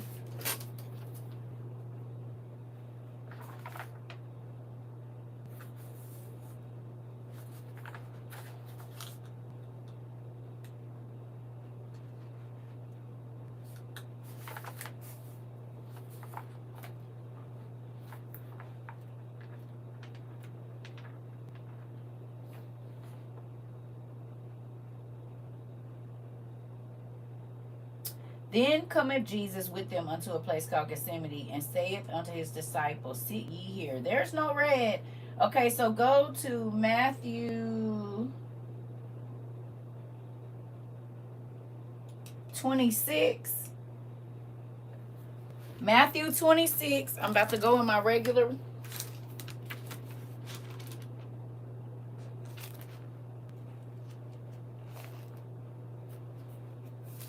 Yep, all of this in red. So look, I'm going to go back. It ain't. That's 27.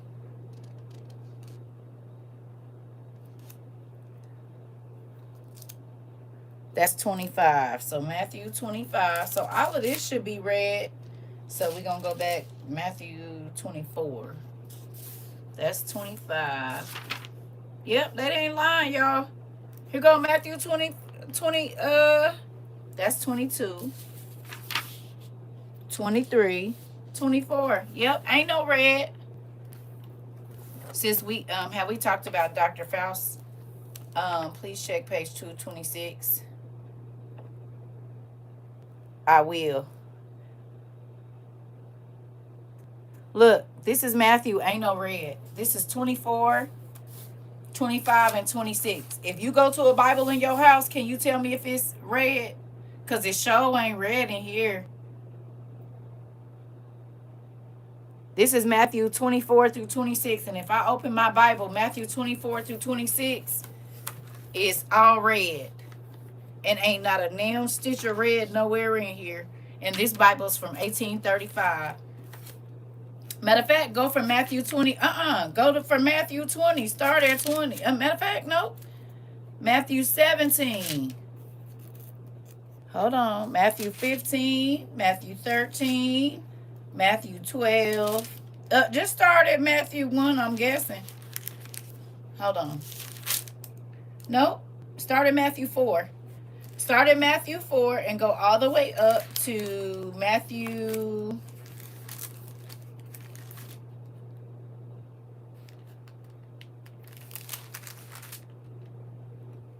26. So all of this got red in it. You said my Matthew 24 through 26 is in red. Well, most of mine is in red. I got 24 in red. 22 is in red. 23 is red, most of it. Matthew 6 and 7 is in red. Matthew 5 and 6 is in red. some of 8, most of 8, most of 9, most of 10. 11 has a lot of red. 12 has a lot of red.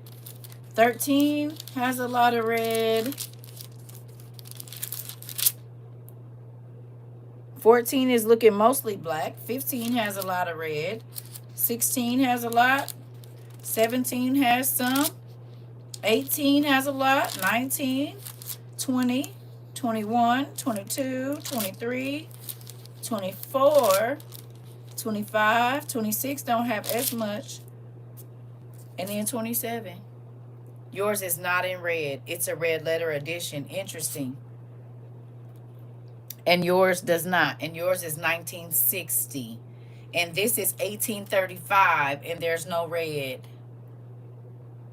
You said, I have a Jerusalem Bible from 1961. No red. Interesting. How is this going dead and it just got on the charger? It just had 50-something%. Interesting. So I'm wondering what's different in the red letter editions. Because even my 1611 down here, I think it's in red. My big Bibles, I think that's in red too.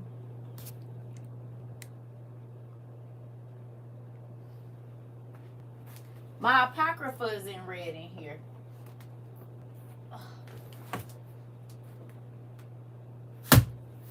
Ooh.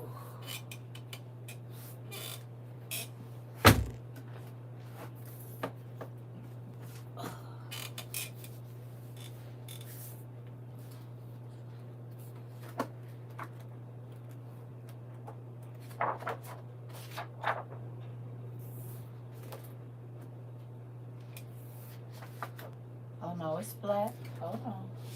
I feel like I saw some red letters when it got to the Apocrypha.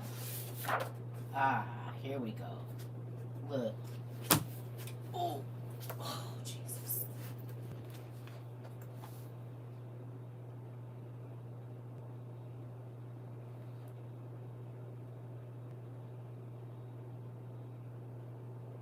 Y'all see it? And this is my King James, Ezekiel to Revelations.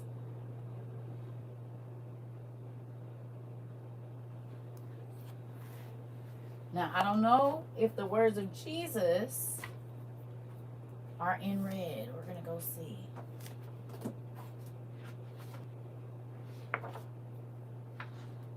It don't look like it. Gospel of Luke. Mark. Let's go to Matthew. Mark 1. Matthew 27. No.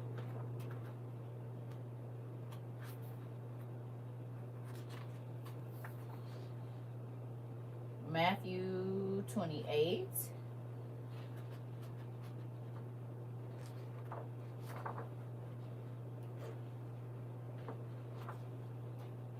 No. Mark? No. So the Apocryphal is written, that page is in red, but everything else in here is in black. Interesting. And that's 1611, a remake. Yes, my big Bibles in the other King James is red, but not my other ones. Matthew has it for me in Mark 2. Google says the red words are what's said by Jesus. Right. But that didn't start until the 1800s, girl. Ooh. What you said, Rika, 1899? Or Sarah, one of y'all. It's so crazy how they just be selling us stuff, y'all, and don't none of that stuff even be why that is. You think they've been telling us whole time? That started with people that was making grimoires.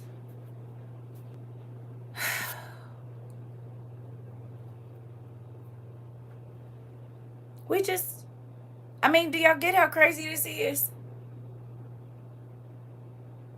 Why no pastor ever researched why the words was in red? Twine said 1899. I'm sorry, Twine. I knew it was somebody. Sorry. They started with a red letter in the 1300s, but like you said, not for Jesus. Here we go. And they told us the only reason it's in red whole time, witches and warlocks was using it for their grimoires and for their shadow books. Y'all. So we just been buying lies one way and every way. I'll be right back. Y'all can't tell me this ain't crazy. How many of y'all thought that's how it was supposed to be? Because God wanted it that way. That Jesus' words were in red. Be honest. I know I did. Whole time, that ain't even why it's like that. And we got Bibles right here that don't even have the red. And not the Bibles show red letters. Not all the Bibles show red letters. So why, who, what, when, where, and why? Right. That's why I looked it up, because that didn't match to me. You said this is the reason why God said his people are going to perish for the lack of. Listen. Oh, y'all. Now we started looking up something. We didn't got to the Bible in red letters. Give me a second.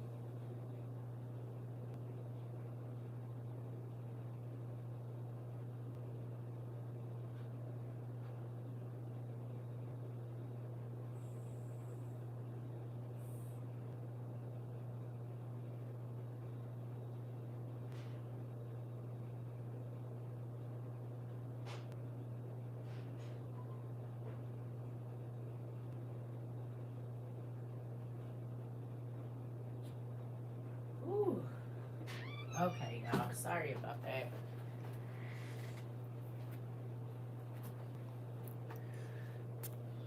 You said, I do not, but I do have two Catholic Bibles, and I checked that they're both in red. My Thompson's Chain is in red, my NIV is in red, and I was just curious about the Dollar Tree ones, if they cut prices or on ink or no. God just gave us another mystery. Thank you, God. I'm 61 and never knew. Me either, Auntie.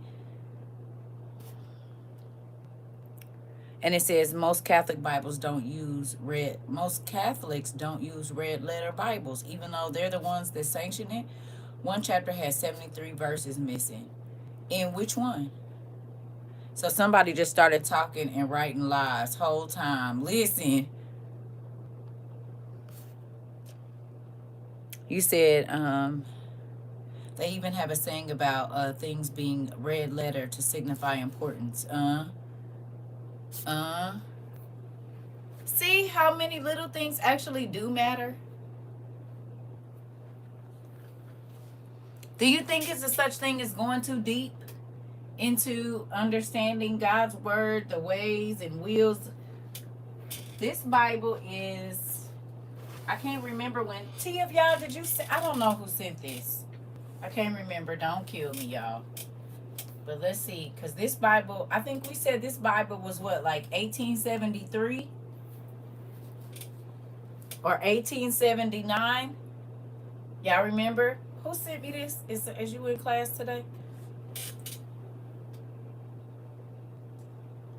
Yes, I heard it was a law when you see Jesus Christ's word in red.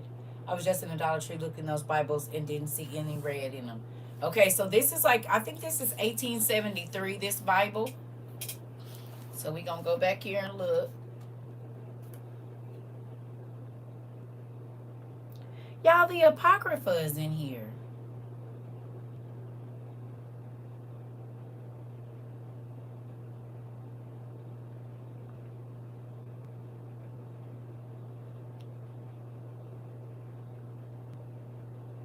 The Apocrypha is in here. Did I know this whole time? Oh, I guess I did because I have it marked. Interesting. And they got all the information that y'all be seeing them old people, the other Bibles that they got.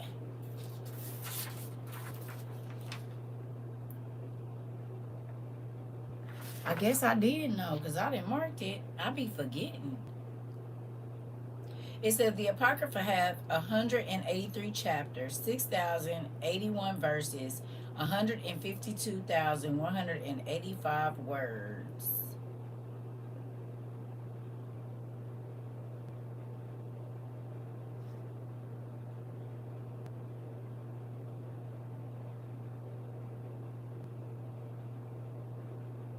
Interesting.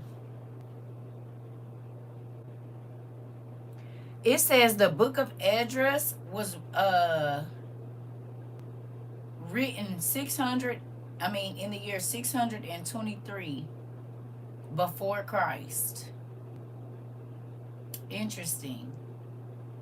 Circa 623 is when Esdras was written.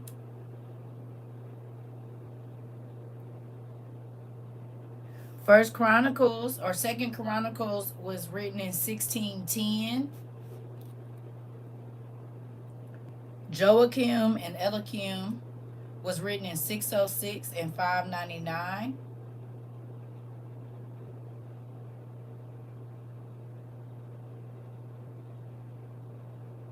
Interesting.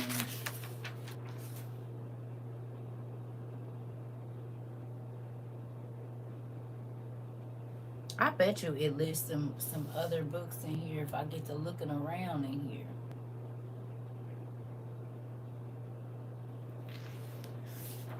I didn't forgot what I was looking for now. Ecclesiasticus. This is all Apocrypha Maccabees. Okay, here we go.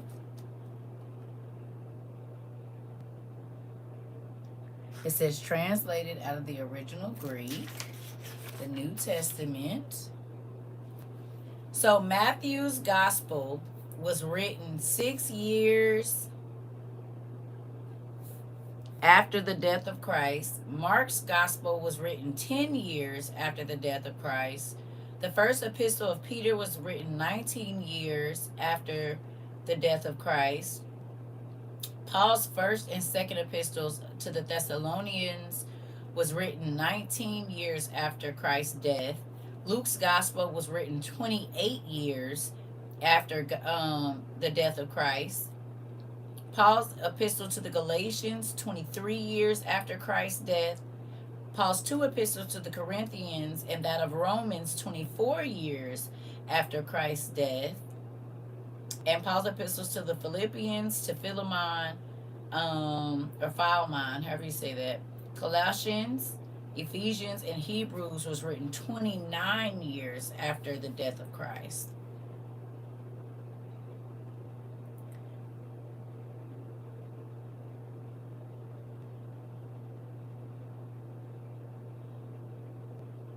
So Ezra was written 623 years before Christ was even born. Or the before. Yeah. Maccabees was written 167 years before Christ.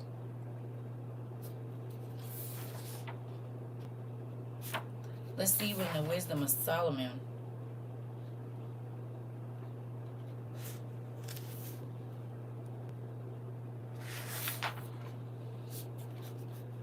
Interesting. I need to get to looking around some of these books. All right. Luke. No red. This is Luke. Matthew. 23. No red. Matthew 24. No red. And they're talking about a feast. There's no red in here either.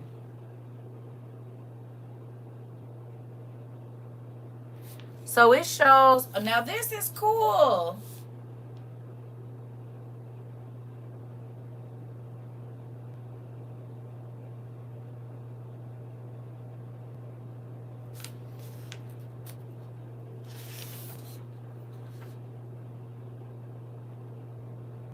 It shows the year, how old Jesus was when these things were happening. He was 31 when he cast the demon out of Legion, y'all. Y'all hear me?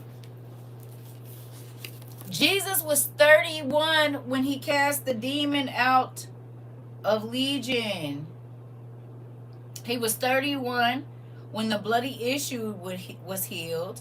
He was 31 when he taught about the sower and the seed. I didn't reach it. He was 32. He was 31 when he fed the 5,000.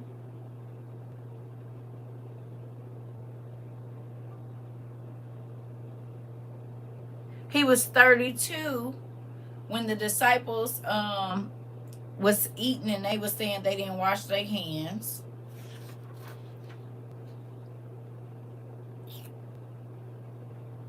He was 33 when he went to Jericho. Interesting.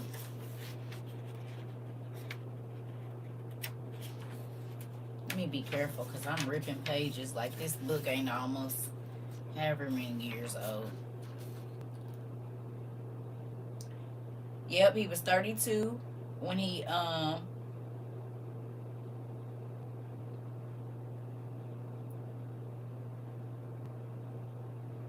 was 32 when he cast out the dumb spirit.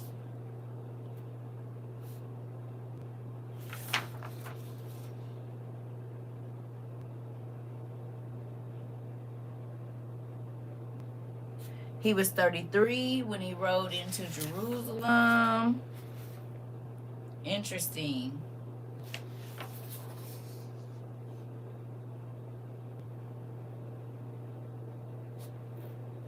Wow.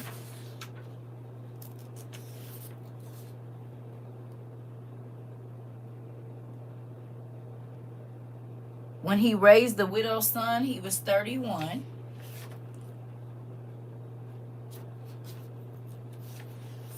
Interesting.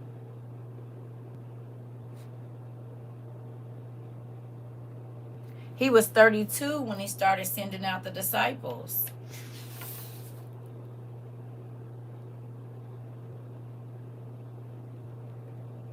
Wow.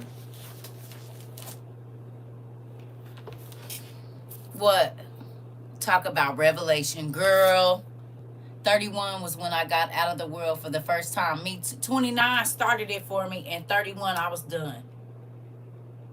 Between 29 and 33, I was 32 when I told y'all I threw my TV away. It was my 32nd birthday when I threw my TV away and was like, I'm just about to start. I was 32. It was in 2012. 2012. So between 29 and 32 is when I was like, yeah, I'm done with the world. I don't want to do nothing else they got to do. Whatever they got, I don't want it. That's interesting. And I did a deliverance ministry at 31 in my house. That's when I told y'all the day Whitney Houston died. Hello, 31 and 32 years old. So that's interesting to see. Yeah, you said, man, all I did at 31 was flirt with my now husband. Hilarious. I had my youngest at 31. Interesting. I'm 32 now. Interesting. And you been here 3 years? You been here since you was 28 or 29? You said I was 32 when I found you. Look at that. Ain't this crazy? It's okay. We learned a lot today. A ton of things. I'm going to get off of here and eat, and I got one thing I need to do, and then we can finish. You said, yes, ma'am, 28, about to turn 29. Interesting. At least we know the years those things happen. That's why they trying to get rid of them old books. We've been in here 228 minutes. I'm going to let y'all go. Yeah. 33 now. Interesting. Some of y'all just got some revelation, huh?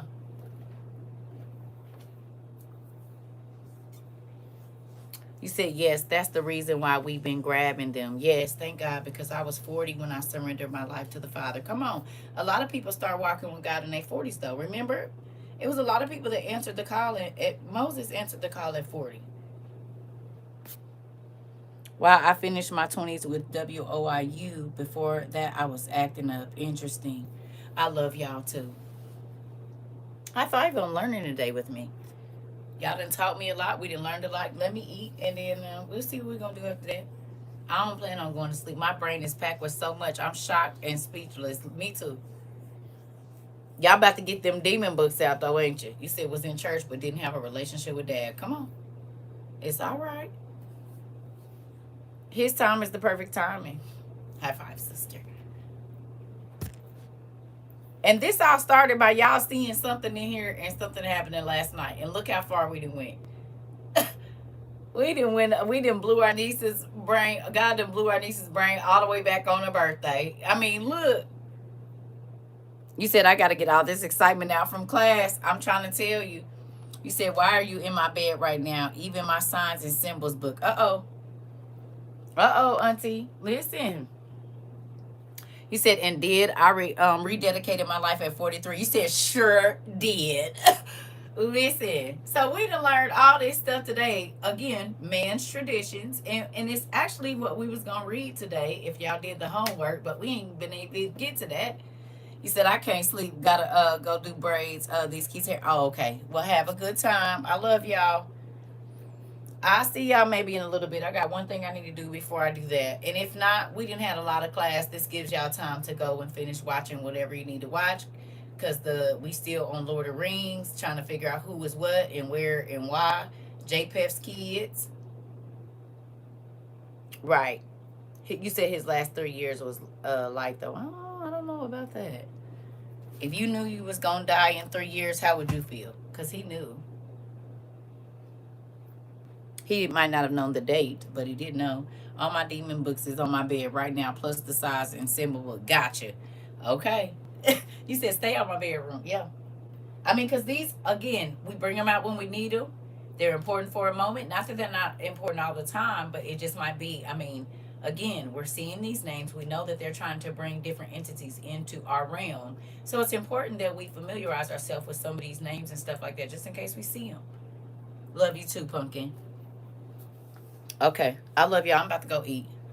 I'll see y'all later. Hopefully. And it might be way later, like these, middle of the night classes. I don't know.